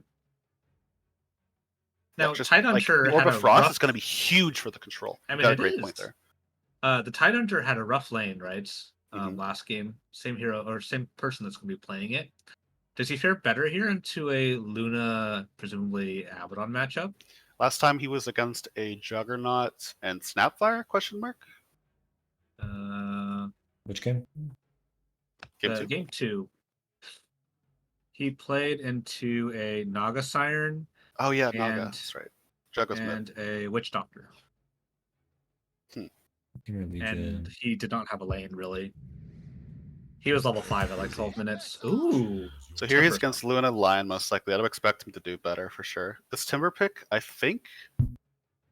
It's I'm a pretty fan of. okay because they don't really have ways of like shutting him down, right? Like, what are you gonna do to stop him? Just Lion stun him, void him? It jumps on the Luna and Sniper nicely, Mhm. and the Lion. Abaddon can't do anything to it. He's very comfortable building Magic Resist against the magic that 5 Reg is threatening, and that Mhm. will be a big source of their early damage. They won't be doing a lot of physical until later on. He doesn't mind building Yules if he needs to, all those sorts of things. It's another great source of frontline that puts the pressure off of Tide Hunter to be drawing all the aggro. Gives him more opportunities to get nice ravages. Gives great vision for Disruptor and Venge, like going so far forward. I think it's a pretty solid pick. It's a great pick. Now, who wins the hats? Who wins the cosmetics game, you're saying? Mm-hmm. I like this Disruptor Lizard. I think that's sick. But then the Titan set's the same, right? It's so boring. There's nothing there. Yeah, it's pretty mid on Tide. I give it think to I have to go Radiant. with 5 just has. I don't feel confident giving it to like a team because like there's a pretty you're only strong as your weakest link, right? And the cosmetic, like I guess it's on average stronger. That Yeah. sniper hat, fuck it. it's throwing me. I do like every other hero on Dire though. The Disruptor Also, Night set's Stalker's pretty hideous. It's like Night Stalker and Lion and Sniper, they're all hideous. Like they have cosmetics selected and particles are affecting. There's way too But much going on with that line. Are we just is that what we're calling fashion? Like sick. Night Stalker looks like it's he's maximalism. going Are we to just be a going to blindly gladiator. support that? I like Venture the most, honestly. Venge looks sick. Venge yeah. is clean. Venge is sick. Very Slick. clean. No Arcana looks really nice. Ooh, but this Luna set though. Priestess of the Dark Moon. I think the Disruptor is probably my favorite set. That and the Venge. Really? It's so mid. You're mid. Every disruptor set looks like that. No, the lizard actually looks like a lizard. He has scales and stuff. Most of them do, I would say. Oh. Okay, we're paused. Introducing. You want to reintroduce us for the 5th time? Remember, we have a new player. Yeah, I'm gonna do that.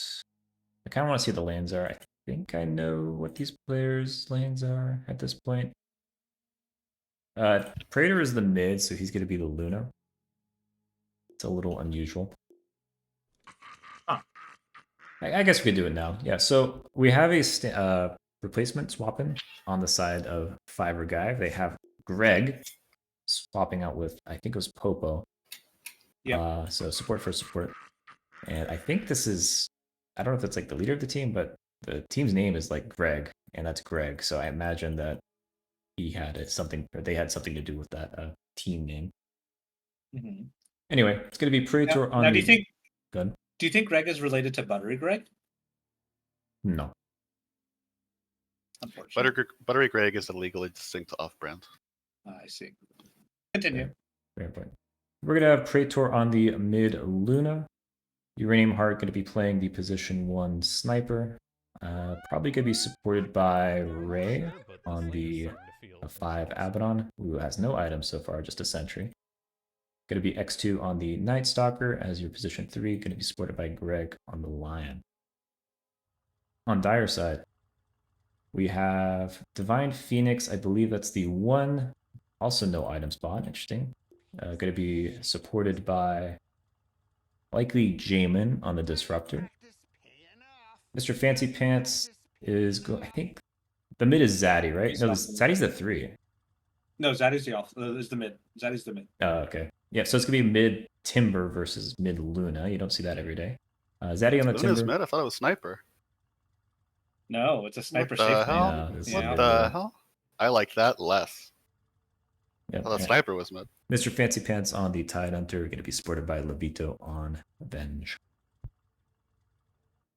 And player reconnected, should be good to go here any second. This game just started, and Tide Hunter immediately picked up the Gush as their skill point. What are your thoughts, gamers? That is a. He did that last game too. It's pretty quick. So let me be clear. I'm not opposed to Gush level 1 at all. However, I'm a big proponent of holding your skill point, because you might not find anything and you want to go to lane and you got Anchor Smash. But you don't know. Now you're locked in. Now you want to get a kill at runes or in lane. Hey, but the Gush can otherwise allow you feel to get bad. the range creep, so it's fine. You know what else can allow you to do that? Hitting the range creep. With your Anchor Smash. It's easy. He's But used then to you'll getting mogged in the marketplace of but then ideas. It just But comes then naturally to you'll him push these the days. wave with that, Oh, you're going to push the wave with your time with your Anchor Smash. You shouldn't have played the hero then. Your heart's not in it. So You Granola. can't tolerate pushing the lane. You don't earn it. You don't deserve it. Granola, we having a did caster. do this veg. You asked for me to be here, my guy. Oh my goodness. You begged and pleaded. You cried. You were crying in my DMs, like, please, I need your help. I can't do this for a game 3. And I said, say please. And then you said, I already said please. And I'm like, yeah. Did I stutter? And then I came. Anyways. So we What were you have saying? done this combo before, Granola, with the Tide Hunter Venge. I think that's their offlane. You're able to just get tons of negative armor between the Wave of Terror and the Yeah. Gush, and just do a ton of physical damage that way. So it's not terrible when you specifically have a Venge with you. And also, if you're trying to go for first blood, it's obviously good, but you probably want to wait to get that skill point anyway. To because- continue the proselytizing on holding skill point, Venge may want Wave of Terror in the lane. It makes you really effective at trading with the enemy support. It's also a great source of securing the range creep from a distance. That's a pretty reliable way of doing it on a low mana commitment. The Q might be totally fine. The Q plus Gush could be an effective duo that lends to first blood. It's certainly less likely against an Abaddon with shield though. So Yeah. I'm not a huge fan of either of these skill points, but also just on the concept of like not holding the skill points to see what ends up being necessary. Yeah, with that I'm Abaddon there, curious it's going to be very difficult for How them to go the any here. Luna Timber Solid's gonna go. I wouldn't. I say this, but like, do I really believe it? I wouldn't expect anyone to die. We'll see. Theoretically, yes, but Timbersaw can just go on you at like 4 or 5, right? I Right think now, that's a strong point. she's doing a decent job pushing her advantage with this creep Yes. wave, this level 2 timing. There is an MMR difference between the two players. Praetor's the highest MMR in the lobby. That would be So I what, would expect him to have good lane. He's Ancient 3. which is like 4K. 4.3, I think. Somewhere in there. Ancient 4, he is. I'm sorry. Do I have to say it? Yes. You're not sorry. I'm sorry. That's true. Bit of a quiet Snoozer. early game, not a ton of Yep, action. bit of a going on. snoozer. Yeah, Snoozers start with the runes. 'Cause nothing ever happens these days. Some skirmishing going top though. Mine's gonna be poking down this disruptor a little bit. Nice Tucker could dive if he wanted to. He has the armor to sustain this. Not gonna commit for it though. The real bloodbath happening bottom is on this large camp being blocked and then unblocked and then reblocked. What is that's going on? Yeah, that's what's going on. It's good. On It's good, Country though. Lords. Yeah, I don't expect there to be many kills down this bottom lane. Just sniper Abaddon. I expect doesn't 0 get kills. Yeah, I expect 0 kills. Abaddon Yeah. can just purge, heal whoever they go in. Mid lane, yeah, likely. Right now it's Luna favor just because of the right click damage, and the armor differences. But once Timber starts getting some levels in his spells, it's gonna start harassing this Luna with just the bottom of the region. Not really gonna have that kind of sustain versus the Timber in lane. Although he doesn't have any reactive armor at this point. I think this is a pretty textbook game for a pause 4, especially the likes of Venge, to focus less on playing in the lane and focus more on stacking for your Tide Hunter. Mid lane, Luna's gonna be diving Timber, right one loosen beam will finish him off. Will die for it though, but she's gonna get that first blood and XP, so completely worth for that. Also get that She's reset only on going to lose resources. maybe 1 creep for it. If not for the water rune spawning, her dying is ideal for her. She comes back full health and mana. With both water runes and her having bottle, it wasn't quite necessary. But like, it's understandable that she died. I'm not criticizing that. Just saying. She doesn't lose much. There's both these range creeps available. She's not gonna. It's perfectly acceptable. Yeah. Getting the first blood definitely makes it a clear W. Oh. Lifestealer used his open wounds on a creep. Interesting. Lifestealers. Maybe intentional, so he could just get some health. Yeah, you don't really see How much else does it give? lifestealers win lanes that often. Like you really need like a hard helping. You need support. another hero to help you win the lane, yeah. Yeah, you're probably not winning with a disruptor, especially not against a Night Stalker. Yeah, nice Tucker with that big old 7 passive regen. It's gonna be very difficult to bring down this lane. At least until it's. I mean, daytime. at 5 minutes, though, yeah, exactly. Bottom lane is definitely going better for Radiant than I feel like it's supposed to. Abaddon is free to stack and pull. Sniper is kind of just 1v2ing pretty safely. And the way to break this parity, I think, is either to rotate Disruptor or have Venge stack stuff and give Tide solo XP. It's a little rough on the CS again. Same as last game. Yeah, also again the same one. Seems like this. Oh, he's dead here. He's dead. Ooh, they're gonna be chasing down this Tide. One more shrapnel, maybe not. no mana for it. Has the mana now. Abaddon's giving vision. Sniper not using it thus far. One more He got it. Miscall is gonna secure that kill. Yeah. Alright. So getting a little bit out of position. What item build did he go? Skill build. 1-1-1. Alright. Surprising amount of magic damage coming out from that bottom Radiant lane between the shrapnels and the mist coils. That's a lot of damage. Do you guys have strong feelings on Lion skill builds? I think the standard is to max your E, unless the heroes can just avoid your E and then you max your Q. Max Q, yeah. I disagree so I think much. it's max Q. It's max Q all day, every day. The E is really good. Like if you drain No, all their it's mana, not. they can't do anything if they have no mana. What if you had damage, though? You know what other supports do when they need mana? They buy Clarities and Mangoes. You can have max level mana drain later, but you need damage early. If you go the facet, it gives you damage when you. Oh, drain. shut up! I'm not dignifying that with a response. Anyway, Lion's gonna get low top. Disruptor trying to bring him down. Throws out the Thunderstrike, but not gonna be enough. Night Stalker gets the Disruptor low. Wolf Sports get people to run out of their low resources. So do you not go 1-1-1 online because you don't have the mana pool to sustain it? I You figured do not. You do not go 1-1-1. That is correct. You do not get hex until 4. a while. In lane, it's all about It depends, but usually you're like Luna commits Timber ultimate, goes down easy too bad. I was clean kill. watching mid, or I was watching bottom because they were going on the sniper a little bit, but yeah, clean kill by the way. Now, if Luna wants to be a giga gamer, she's gonna pop this illusion to stack 2 camps momentarily. We have seen some pretty impressive Naga farming going on both teams actually, so wouldn't be that Some spells surprising committed if it bottom. happened. Yeah, they could be running after sniper. It's a little bit difficult though. He has those brown boots, pop its shield, gets around a Tide Hunter. Don't have the shrapnels to finish him off. They have to look Too many heal creeps this to do actually. anything really. We have Wisdom Runes coming up in around 25 seconds. I don't think anyone is gearing up to contest. Based on games 1 and 2, do people take these Wisdom Shrines on time? More or less, yeah. Yeah, so game 1 there was a Clockwork who was it game 1? It was game 2, game- right? It was one of those So games. There was a Clockwork. Clockwork. Radiant Clockwork contested the bottom Wisdom Shrine and actually managed to steal it. I gotta call you out, Venge. That was a free stack with Wave of Terror. It was a free stack you missed. Get called It's- out. Stay woke. So all of Radiant's cores are right now ahead of their dire peers, Tide Hunter being the biggest loser here in terms of CS. Only 11 CS at 7 minutes. Once again, just not having a great game. Yeah. Oh, Disruptor steals the enemy Wisdom. Nice. Gonna be able So to both snag that. Wisdoms go the way of Dire. Wow, that's pretty valuable. It's pretty valuable. What was Lion doing that was so important that he couldn't grab it? Stay in the lane. Of Taking course, of mana course. from the Lifestealer. Exactly, exactly. Getting maximum Value impact point. from this manager. Yeah. Yeah. Oh, you got the Hex. Let's go. Oh boy. Sorry, it just hates this build. There's your damage.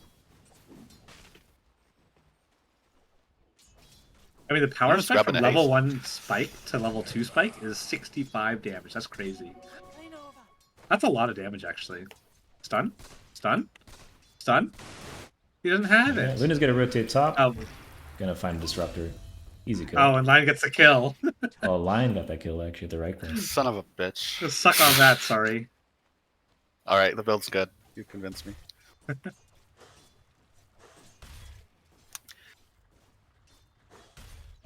Does Venge need to be bottom? She's forcing the Abaddon No. to be down here because Tide can't solo versus the sniper. I feel. Yep. I Only don't what, think one she point in is. Kraken Shell. I mean, I think guess she just like dies. I guess she is, but I don't think that's good. I don't think that's worth it. You're committing on this Tide. The Abba wants to be here. You're not winning anything to Going force on him. Venge. Has the Lotus. Uses it. One more shrapnel, but no 6 to Another finish them 2 off. HP. He's actually so Ah, close to 1 6. XP. Oh, 1 man. XP from Assassinate. This is Abaddon's fault somehow, I'm sure. Probably leads when he shouldn't have. This is all Abaddon's fault. That's what I'm trying to get at. Literally 1 XP. This entire game is at his feet. I'll say it. We got a disruptor rotation. Bring him back. He's still not 6 yet. Use him. Where's Tide? Abaddon's just standing there with the heals and shields though. I don't know if they have the damage Wait, to bring this guy down. Yeah, they just get turned on So disruptor. here we have pretty cleanly eliminated that this support duo struggles with damage. It's also tougher when your Tide is low and can't actually commit. Yeah. Once So I there's- like that they attempted a rotation. Fortunately, the circumstances were not correct to make it see fruition. They don't have good pre-6 damage, but once Disruptor and Venge get their 6s, they get. It's still doable though. It's still perfectly doable to kill pre-6. Also, good job stacking Disruptor. I'm a huge fan. A double stack at that. We have a Oh, go top. top. Dark Ascension used to go on the Lifestealer. Nice kinetic field though, keeping a Night Stalker from chasing him down, finishing him Oh, off. bring him Just to back? be able to get He back. might Nice die bring here. back. Vision from he's that not Thunderstrike. Gonna get low. Nice stun by the line. Bring this You're actually trying to kill low. the Oh, Lifestealer. the Void Oh, at the tail no. of the fight. Night Stalker will end up getting that Lifestealer. Just came back for Oh. a creep or Yeah, something. he's just gonna oh, keep he's going. more. Has the Void getting Wait. so low. Oh, he's running away. Oh, he's dead. Dies to the tower. Nice. No ultimate on the Play after line. misplay after misplay. And Abaddon's ends up still being bottom. core for a core. He's gonna die. Tiny Hunter's gonna die here. Because he does not have the mana for Assassinate. He just got There it. we go. Yeah, there we Tread, go. There we tread go. switched for the mana. Let's go. Nice. Abaddon even stays on him so that Tidehunter can't pop the smoke to dodge the Assassinate. Wow, Brilliant. What a counter. player. Ah, yes. When it gets another kill the same way as last time. Yep. Timber just not respecting the fact that he Timber has didn't no see her creeps. there. This is a 6k net worth lead at 11 minutes. This seems like the first game. It's a pretty Yeah. substantial lead.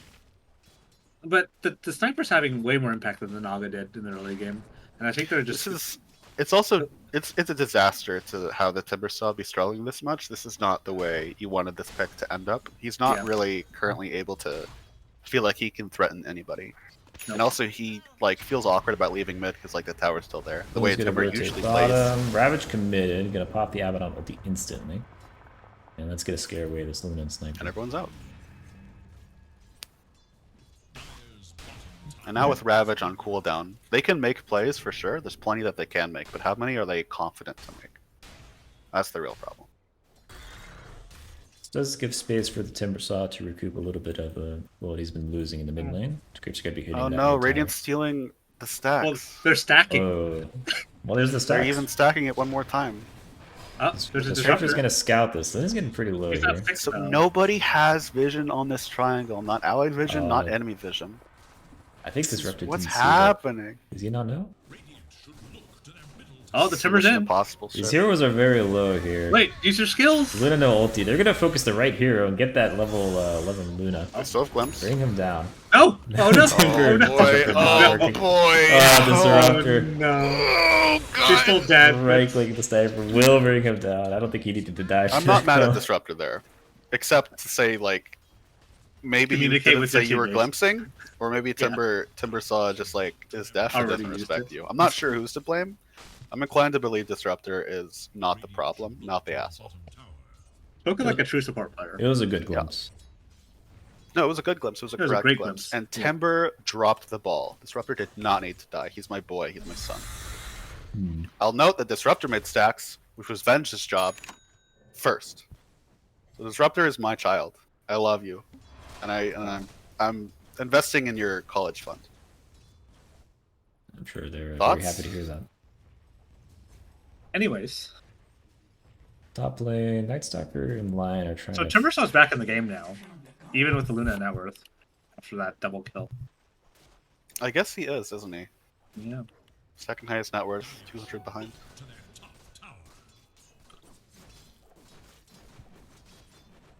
The Lifestealer is very underfarmed though. Yeah. That's gonna be a problem.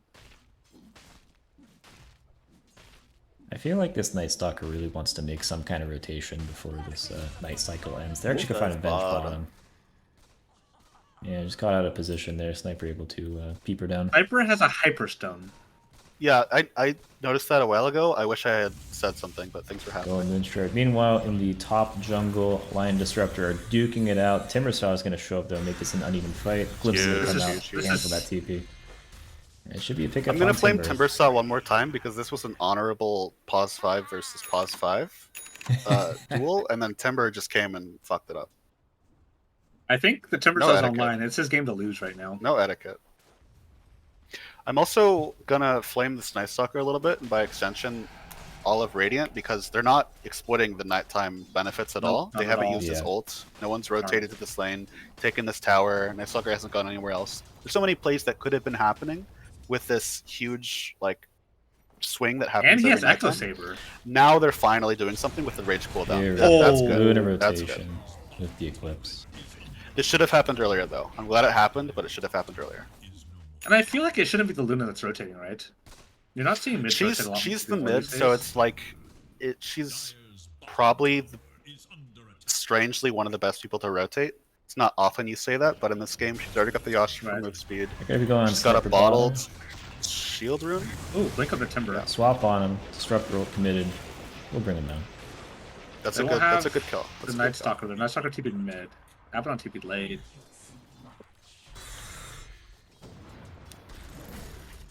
A lot of TPing to lane right now, which is kind of nuts. I'm not holding a TP. First up. Luna's farming very aggro. I kind of dig it though. Ooh, a smoke by the Dire Sports.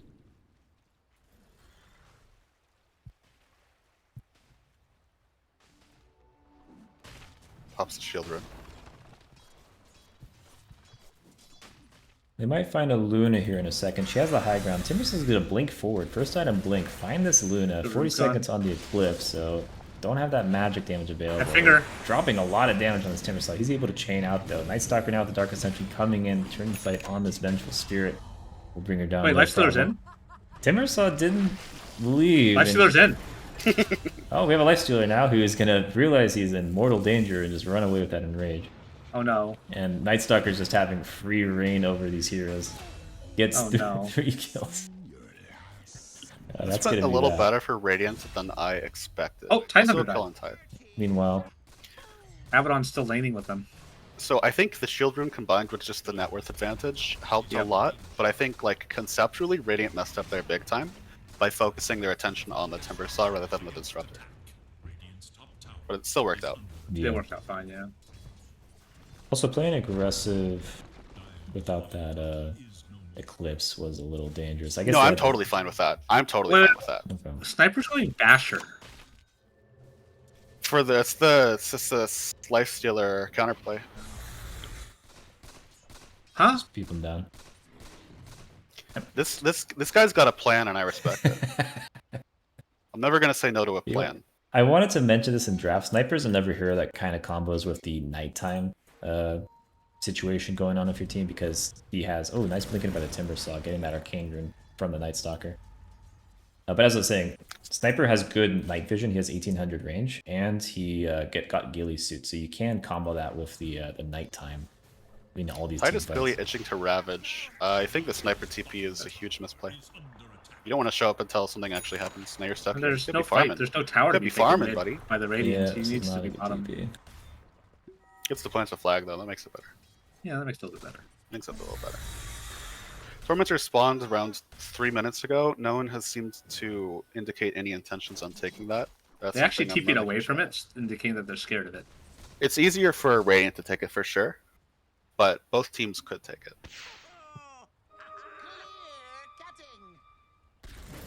The Sniper is very scary right now with that full moon shard. Yeah. And he almost has Basher. Uh-oh. Is he gonna get Not gone getting on baited. here? Dropping Did not get some. baited. Ooh, 4 stats Tide first almost got online. baited into that. Nice.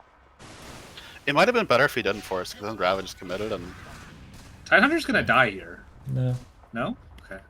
it's got the level 3 crack and if shell. things continue as they are, this is hugely advantageous for Radiant. Luna is out farming everyone and also just doing a better job of getting Shoving CS and waves. pressuring things. Yeah. Yep. 11k net worth now for Radiant. It's compounding advantage. Yeah. Smoke comes out from Dire. Let's see what they can do with it.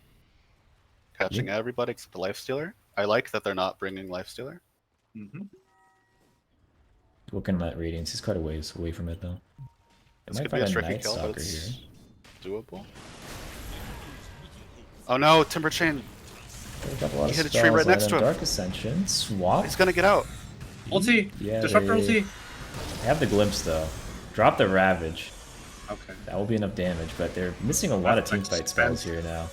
Lion now next to be gone on. Although Luna's coming in from the back. She has ultimate. This could be a huge turnaround right here. We're just gonna get the Disruptor here easily. Dire continues to Oh! chase. Oh, the Disruptor- silence! Yeah, nice ultimate there. Trying to keep this Luna pinned down. She's going to be able to turn this, though, in a second with the ult. It's going to be a lot of Got the damage. shield. They need to run. Huge. Meanwhile, huge, Lion huge. finishing up that Venge in the back ends up being a 3-for-1 after they dropped all those spells on that. So they Night do Stalker. get the Night Stalker, but it costs them so much and it takes so long. The Radiant has time to rotate and ultimately come out ahead. I think they should have just dropped that Disruptor ulti earlier on the Night Stalker. Preventing him from doing stuff with it. Yes. Because if he can ult and start flying away, like that, they had to Ravage and all that stuff. Yeah. Like the Ravage actually didn't even hit the Night Stalker. I don't think it hit anything else, but yeah, they should have just gone with that. With how tanky he is. Now we're seeing a pretty clean rotation for Radiant to take this Tormentor. I'm a fan of this. I don't... Do they have the tankiness for this? Yeah. Avalon's pretty low. Oh come Lion- on, you guys. Lion doesn't have that much armor. They're waiting for the This Night. is a The Night chance Stalker's to- running over. They're waiting I don't for think it. they had to. I think they did. I don't think they did. I don't think so either. Like, look how much damage this Lion is taking. Imagine if the Night Stalker wasn't. Abaddon's not even tanking it. It's okay. It's by the way, it's okay if the support dies. That's okay. Support lives matter, man. Not in the face of Tormentor. Not at 20 minutes. You get a free trip home, you get a free TP scroll. That's a trade a support will take every day of the week. It's like a 30-second CD. But think of the morale, sorry. Shut up, TZ. You don't know. You don't know what it's like. I really don't. You don't know what it's like. I would never die for the Tormentor. Timbersaw is drinking up the bottle before grabbing the bounty. Headhunter's Grab it. Timber, what are you doing? Thank you. That was like 10 seconds. He was waiting for his bottle to Holy. then. You know, just get all that region. Holy. The efficiency. Radiant's bottom tower is under Tumblr's toy committed on the Tidehunter for nothing? That's a serious cooldown. Radiant might be able to make a play with this. is under attack. Dire has some cores in this bottom next lane. time. Might be pushing this tower. No, they're just gonna back off. Why? Oh, Basher's finished on Sniper, guys. This could be a big spike for them. Ooh, they dropped the scan. And Ags on Luna. That's a spike. That's a real spike. Wait, he has double Dragonlance queued up in his inventory right now. On Sniper. That's sick. I'm excited to see the double Dragonlance. It's probably just one and they clicked it twice. Let's see if Twice, the quick buy makes them buy extra Oh, that's happened before to pieces me. they don't need. It's very annoying. Big stack being taken by Tidehunter. That's going to be very welcome, considering he's the third lowest net worth in this game. Yeah, that's tough. Lion's got more net worth. That is tough. You like the Blink Dagger pickup on Tidehunter next?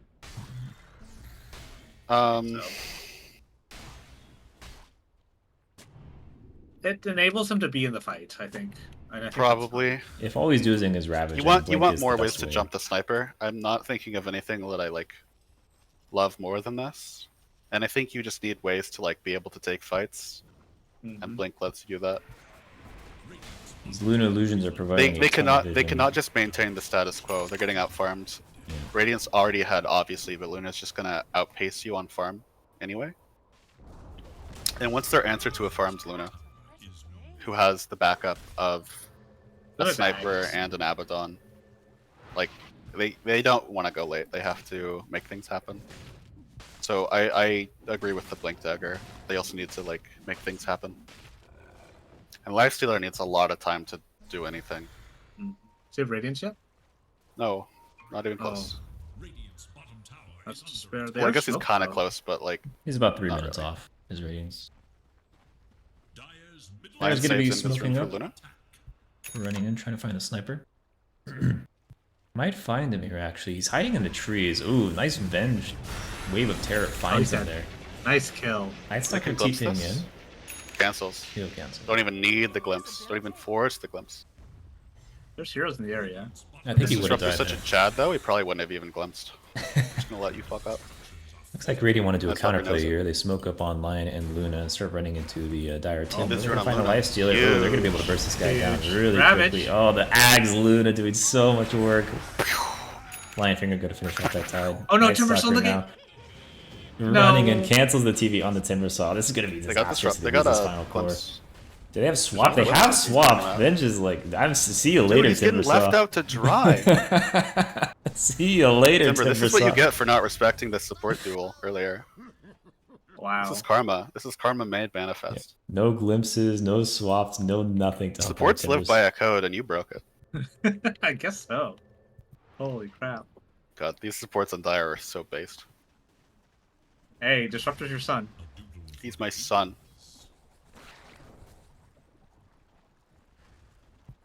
Sniper's got the Dragon Lance. Second one is queued up.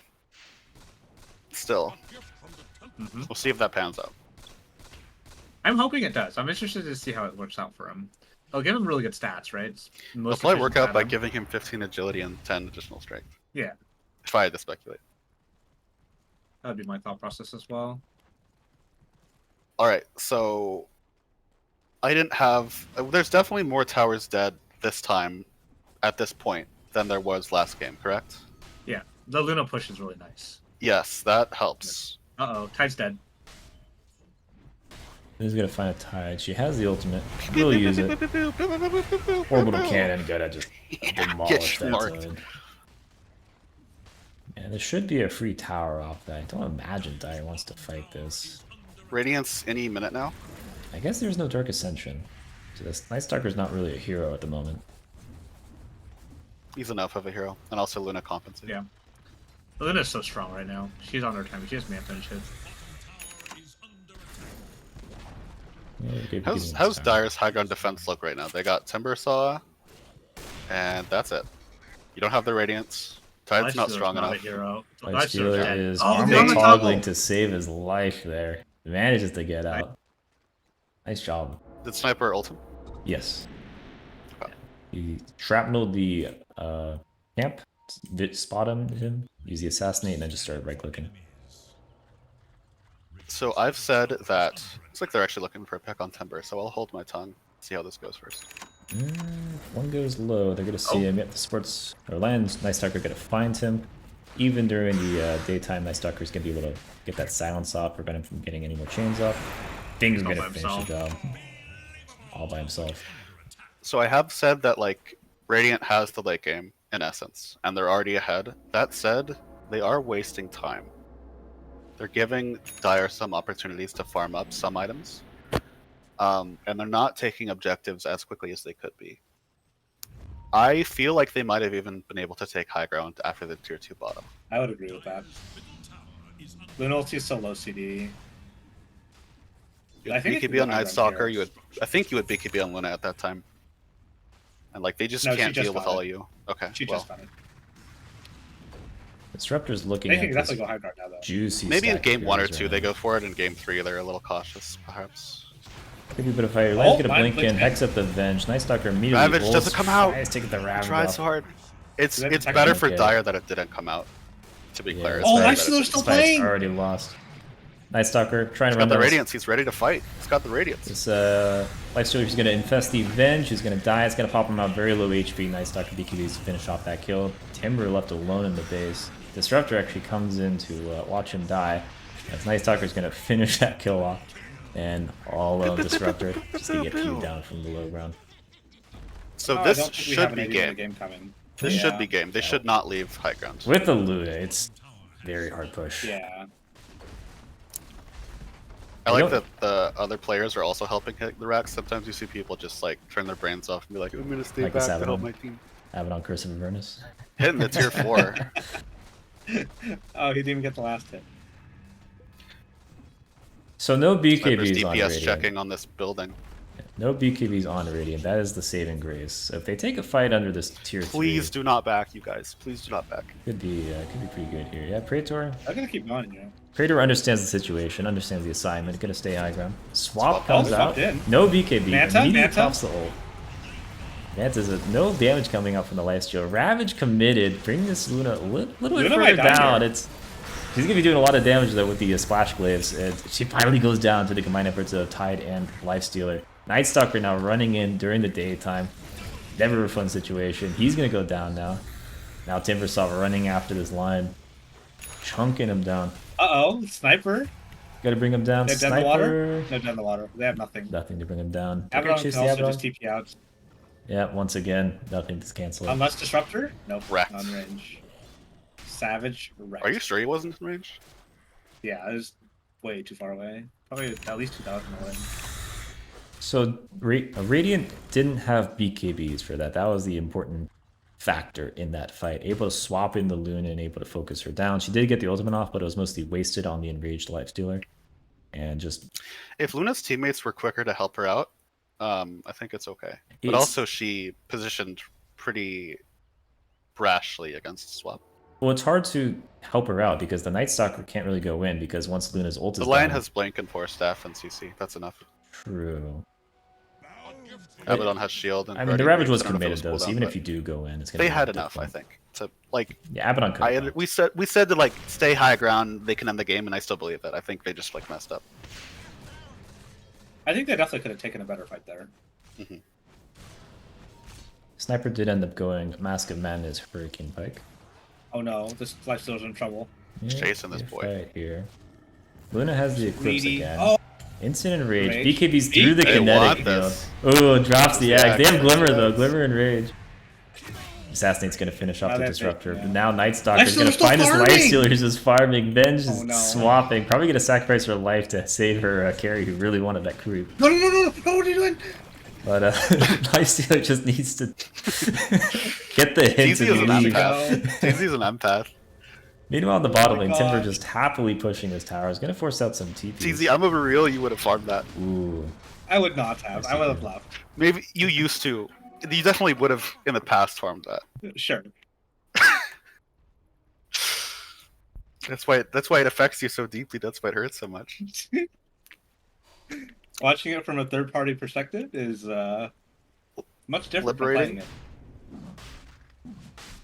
Sorry, not liberating, sobering. That's the word I'm looking for. 31 minutes, first Roshan attempt. 20k up. Pretty sussy. With the- Also, Night Stalker walks by an enemy watcher, doesn't grab it. That's Giga Chad pause 3 behavior. That's a support's job.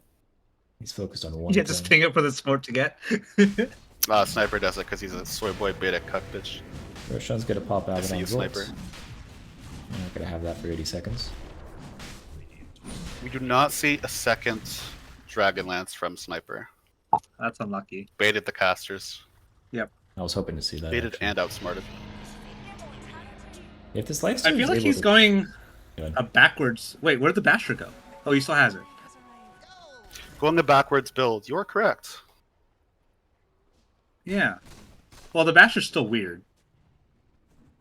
What's the Yeah, percent but more chance Bash? specifically, the late Maelstrom Mjolnir. That's pretty interesting. Yeah. Pew, pew, pew, I mean, pew, he pew, doesn't want the pew. attack speed. The attack Life speed's stealer. nice. Lion still going in. Giga Chad, this is my son. Yeah, fingers good they were finishing him off. That Disruptor was your son. Name your. Oh, you're right. I can have two. On different teams? All these supports are my sons. I feel like this is Game of Thrones.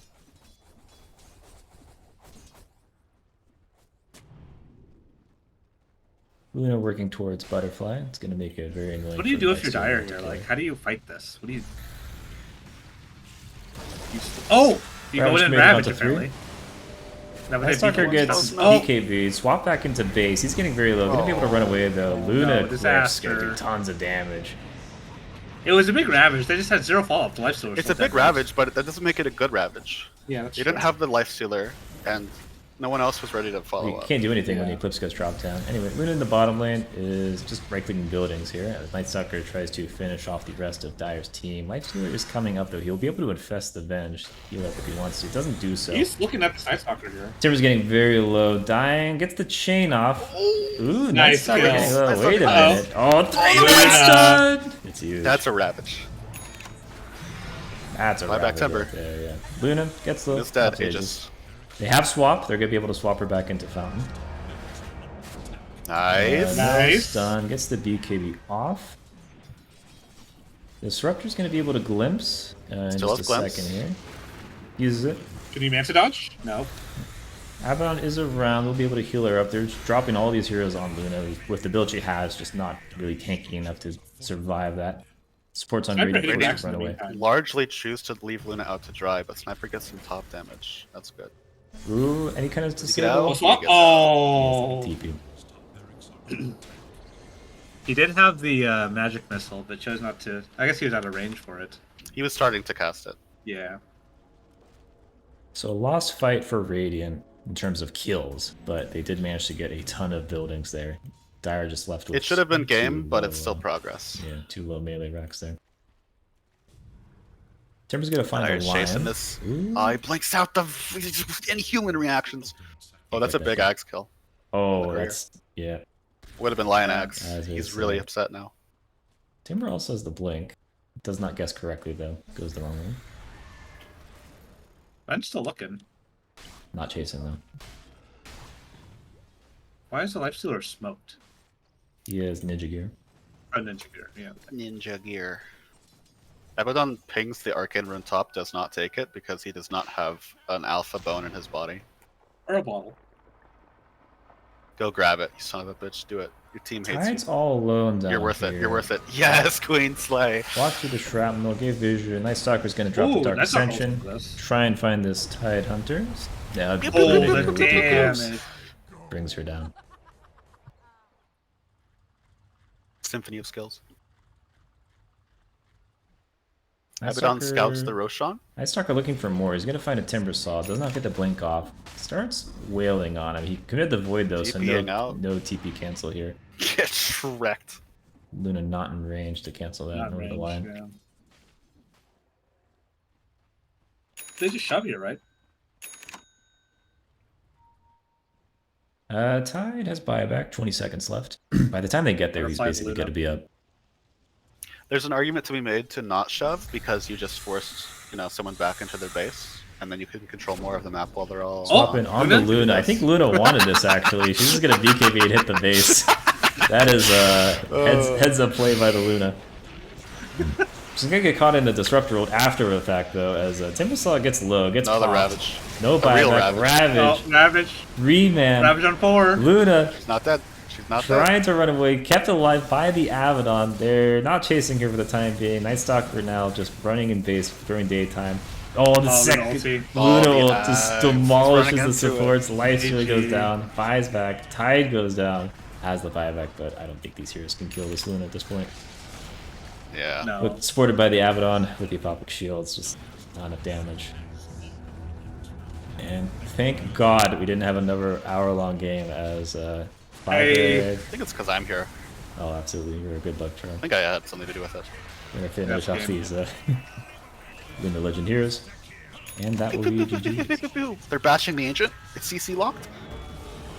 They might face each other again because this is upper bracket finals. Yep. That's exciting. Lemur Legend will drop down to the lower bracket, but they have the opportunity to win out that series and continue on to the grand TZ, final. is this a good time for us to complain that our upper bracket game wasn't cast? It's a perfect time for that, actually. Nobody Is, wants that, to is, cast that, it is this a good apparently. time? I think It's this a is a good perfect time. Yeah. Hey, our game wasn't cast. Wow, we're in uproar. And now But, it's your problem. Tomorrow, there's a PDC game to cast, and Anthony's casting that for me tomorrow, right? Yeah, so if you guys want to watch another game get casted, you can stick around. Well, hop on tomorrow. Well, Oh, definitely they're don't not- stick around. Yeah, they're don't not stick asking around me. for that. Oh, That'd be They're cool. not asking. They're not asking me. Oh, awkward. Sorry, would you like to A little awkward. co-cast? Is it hot in here? Damn. Well, better Anyway, luck next time, I guess. Good luck on that cast, fellas. yeah. Did you want to? Oh, Well, I'm co-cast? playing tomorrow. Well, Sorry, anyway, does not want to co-cast. that was a good series. One closing thing: 37K net worth lead for a 37-minute game. It's art, it's beauty, it's poetry. That is very nice. Anyway, thank you for overwatching. Thanks for sticking around. I've been Anthony, joined by Granola and Sorry. Thanks for co-casting, fellas. And we'll Have a good see night. you all next time.